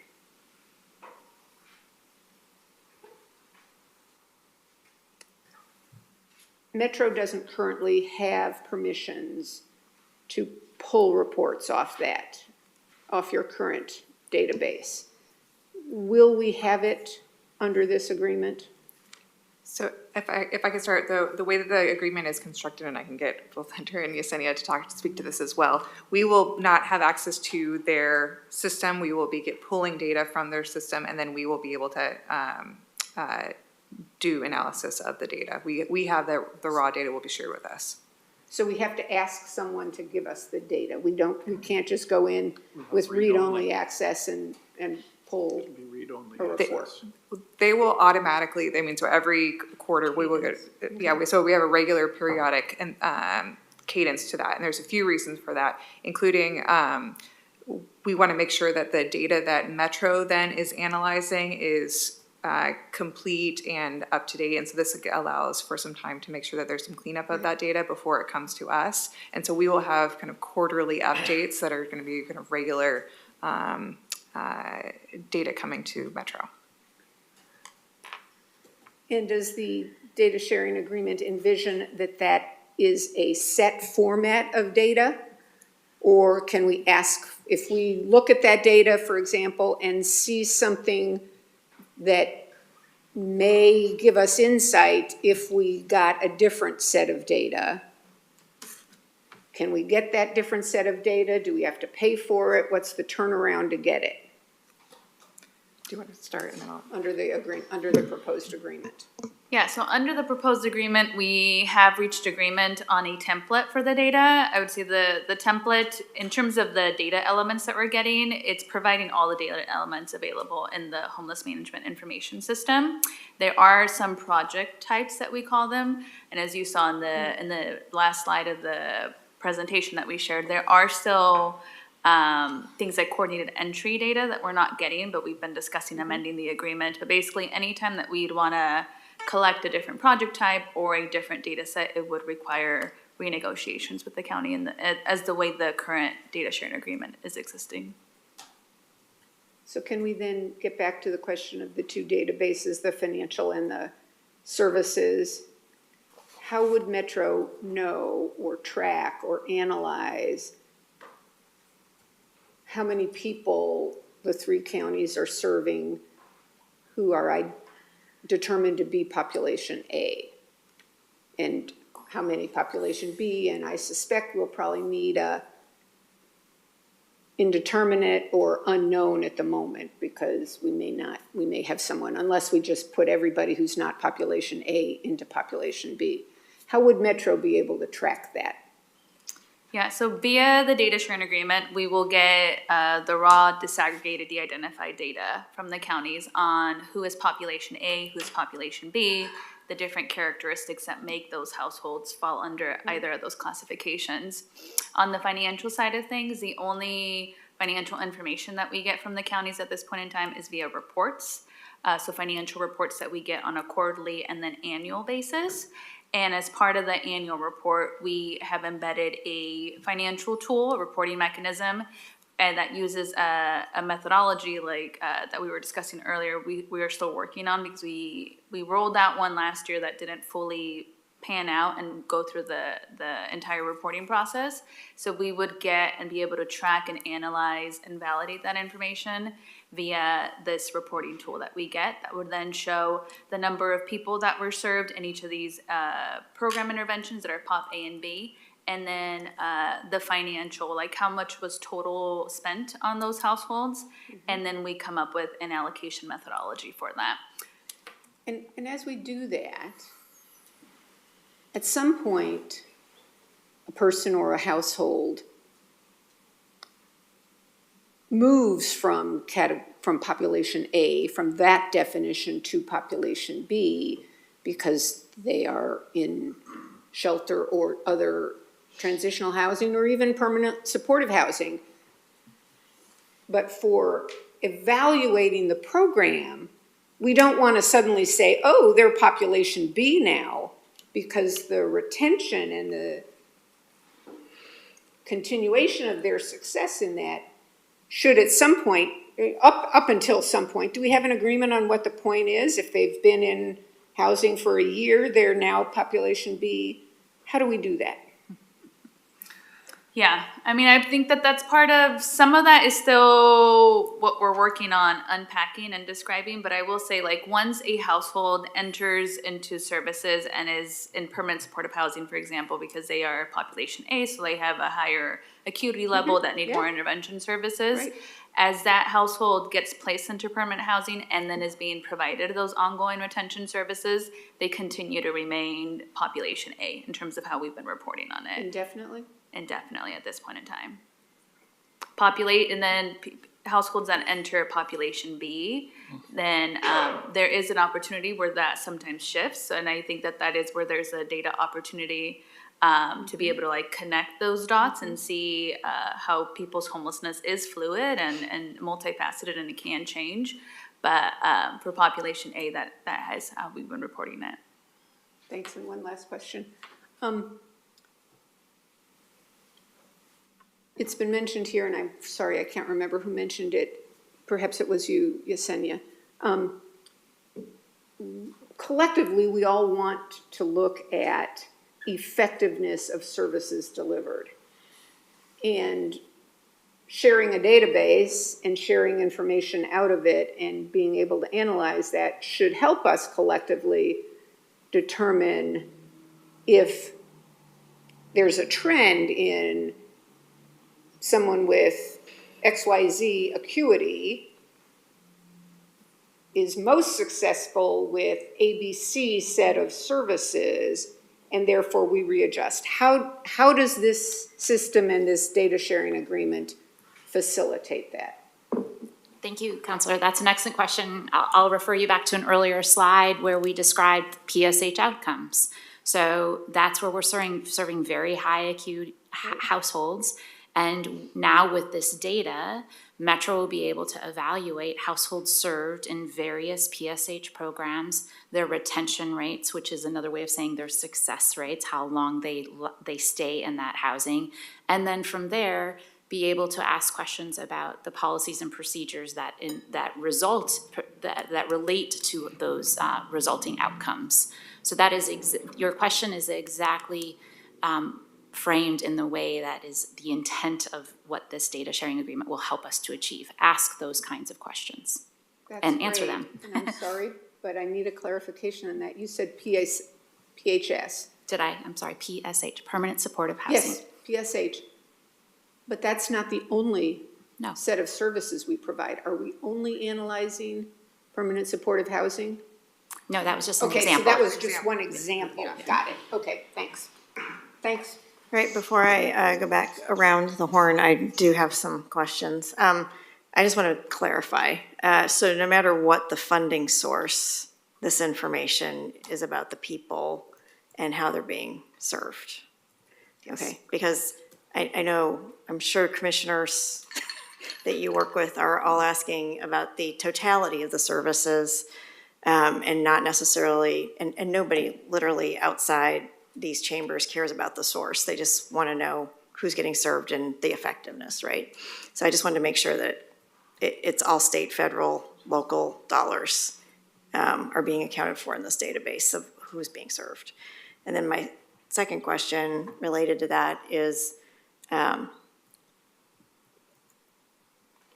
sometimes we talk about housing first and we only talk about the housing. But housing first is a model that then wraps around services to make sure you're successful. And I want to make sure that we're not just getting information on, as Counselor Nolan noted, we're not just getting information, because I don't have eyes on all 80 of these variables. So it's very hard for me as the engineer not to have that list in front of me. Will we get information about the other services that are being provided so that you can get to those those combinations of things that make for success on different populations and their needs? Because a lot of what we hear as people in the state is that we don't have the resources to actually help people. And then we default to, well, we're getting them in the housing, we're getting them off the street, but we're not able to talk holistically about how they're getting mental health, how they're getting behavioral health, how they're getting addiction services, and how they're getting workforce training. So the package has not been a complete conversation yet to date. And I think there's a yearning from everybody to know that other part of the equation, because it's just as important. So I need some help understanding how that's tracked.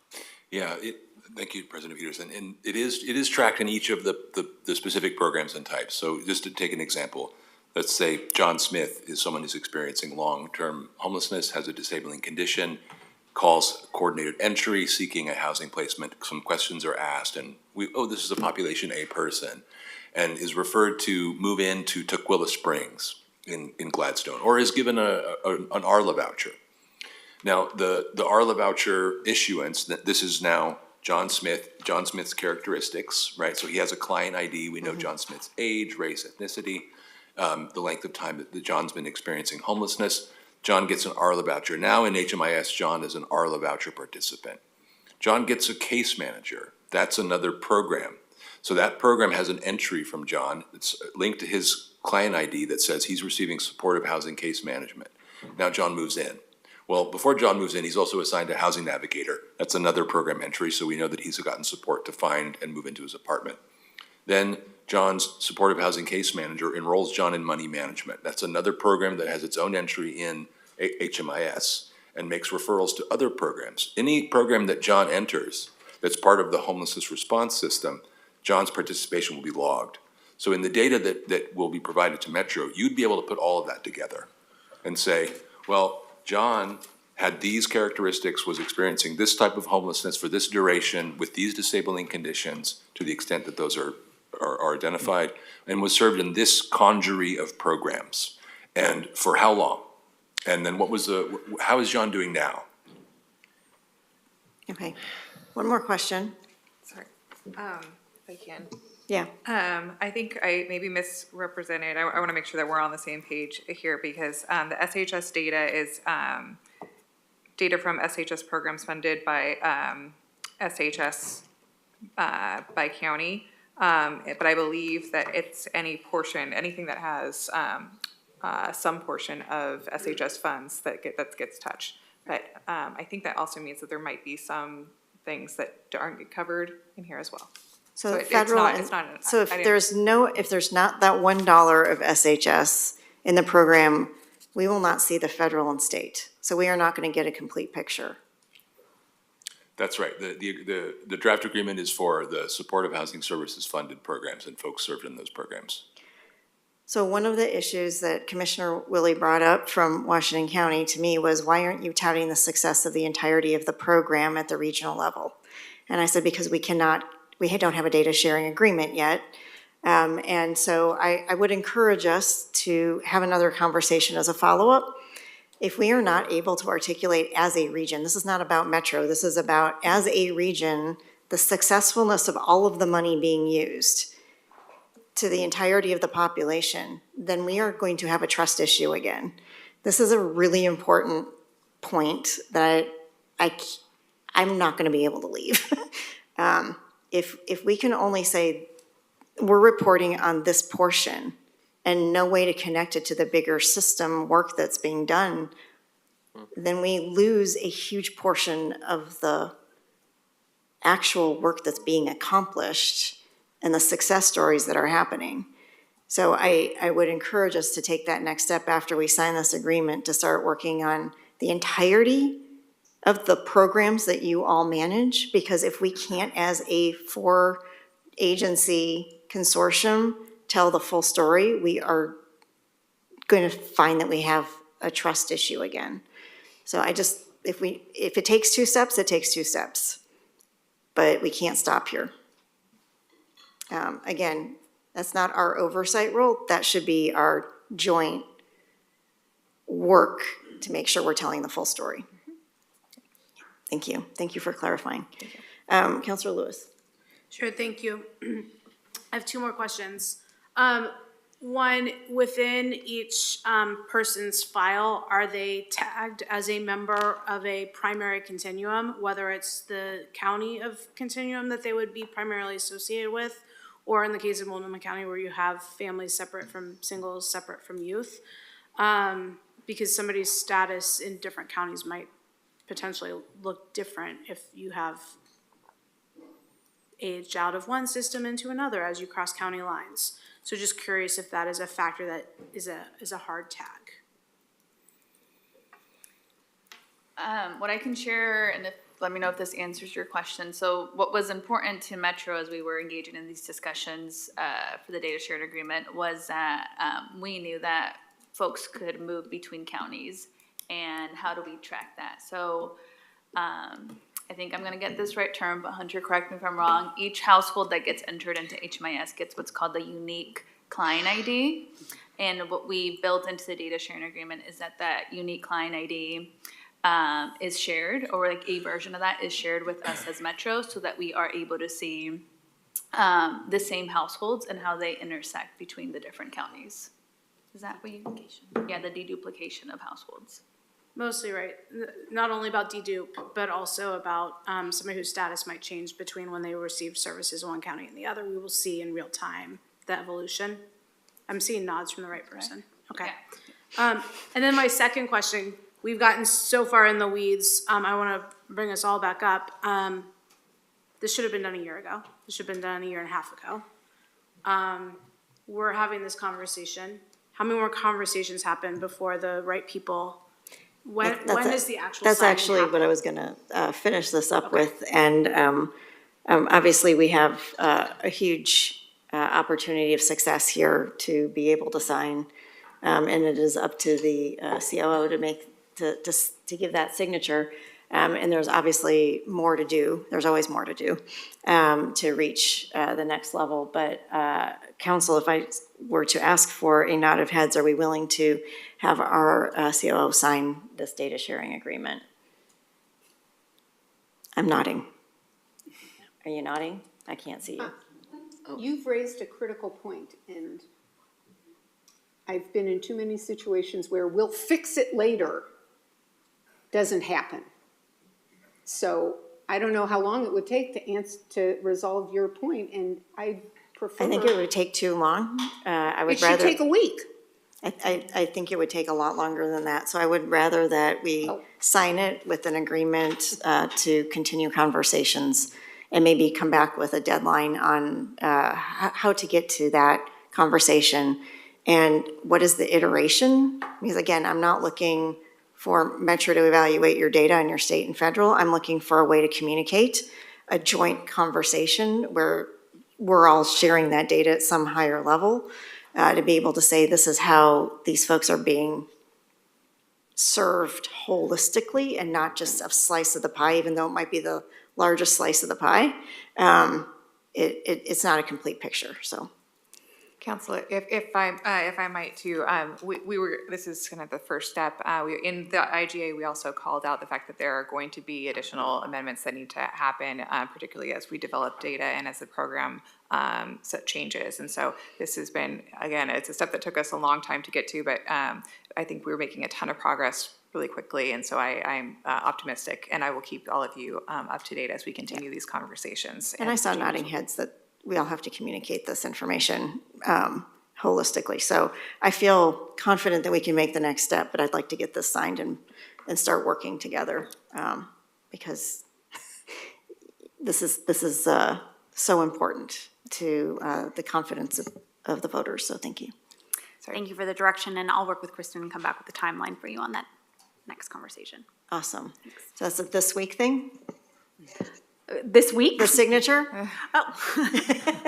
You tell me. Sure. So President Peterson, the process that's going to happen is Metro will be signing first, and then each of the counties all have their own individual processes that they take it through to get agreement on behalf of their counties. So we were the first, and I'm thankful that my colleagues were willing to join because we knew that we'd want to have this robust conversation. And so I'm really thankful that they were all able to come and join us so that we can sort of start this conversation. And then they all have their own processes, but getting it through you was the first order of business. Thank you. Awesome. Well, if there's no further questions, again, thank you for getting us to this point.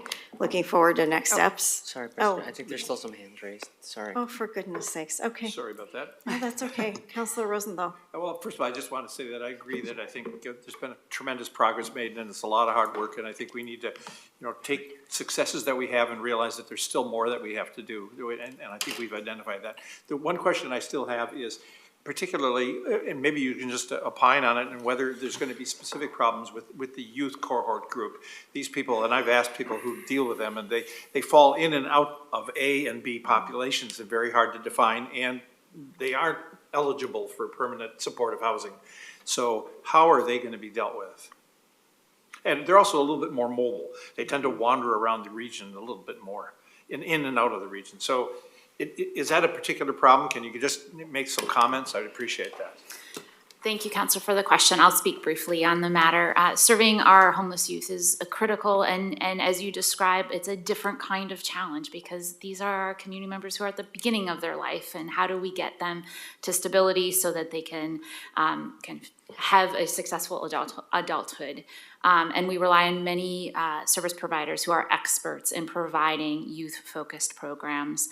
And one thing I think we all appreciate about this regional measure in the local flexibility of these funds and the local intentions behind population A and B is that those definitions don't restrict us to how we serve the youth. They just help define different ways in which we understand youth experiencing homelessness. So we're still able to design our programs to meet the youth where they're at so that we're working for their long-term health and stability in our community. A quick follow-up to that, if I might, is just, will we have full cooperation with the Oregon foster care system, which as such as it is? Well, I can't speak to the Oregon foster care system, much like all of our other systems that partner with us in addressing homelessness. We work very intentionally to create those alignments across systems so that we can serve youth who are aging out of foster care, for example. Okay. Okay, thank you. Again, much appreciated, and we'll see you back hopefully in the future to have the next step conversation. All right, congratulations. I think it deserves a round of applause. There's a lot of pent-up questions up here, so thank you. All right, we have already had Chief Operating Officer communication. I'll move on to Counselor communication. Anybody have anything to share?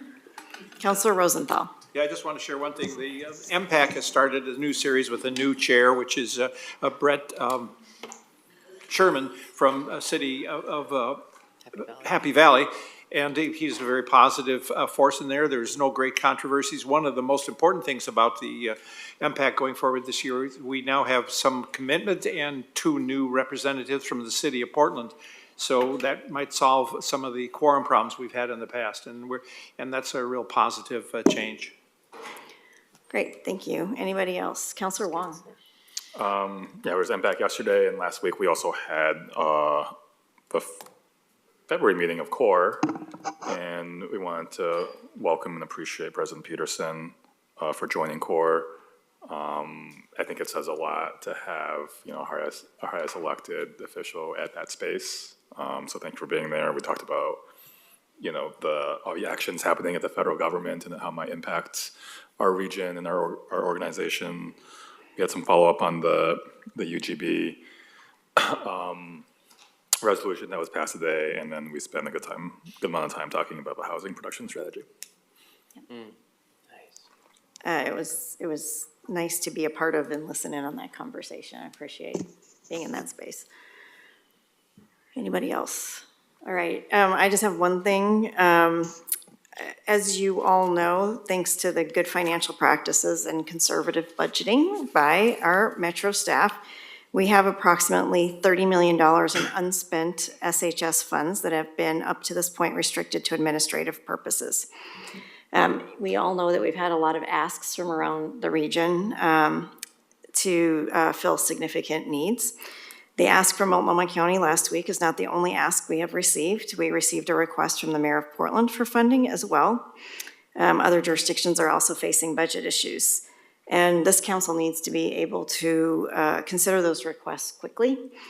I would like us to consider an ordinance that creates more flexibility in how we partner. We also need to consider a future conversation about the proportionality, about how we look at those $32 million that we know we have to align with the regional nature of the SH program. But I'm just looking for a nod of heads today from councilors on whether they would like OMA to draft an ordinance for consideration on Tuesday to allow for that flexibility. Seeing head nods. That's all. Pretty vague, but yes. Yeah. Devil's in the details, but right direction. Bingo.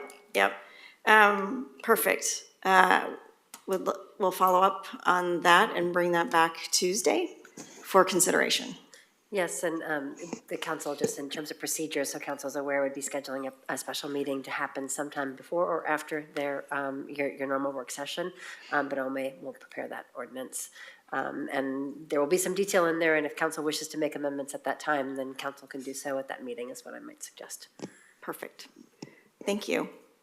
All right, with that, seeing no other hands raised, we are adjourned. The next council work session is this year, March 4th at 10:30 a.m. Thank you so much.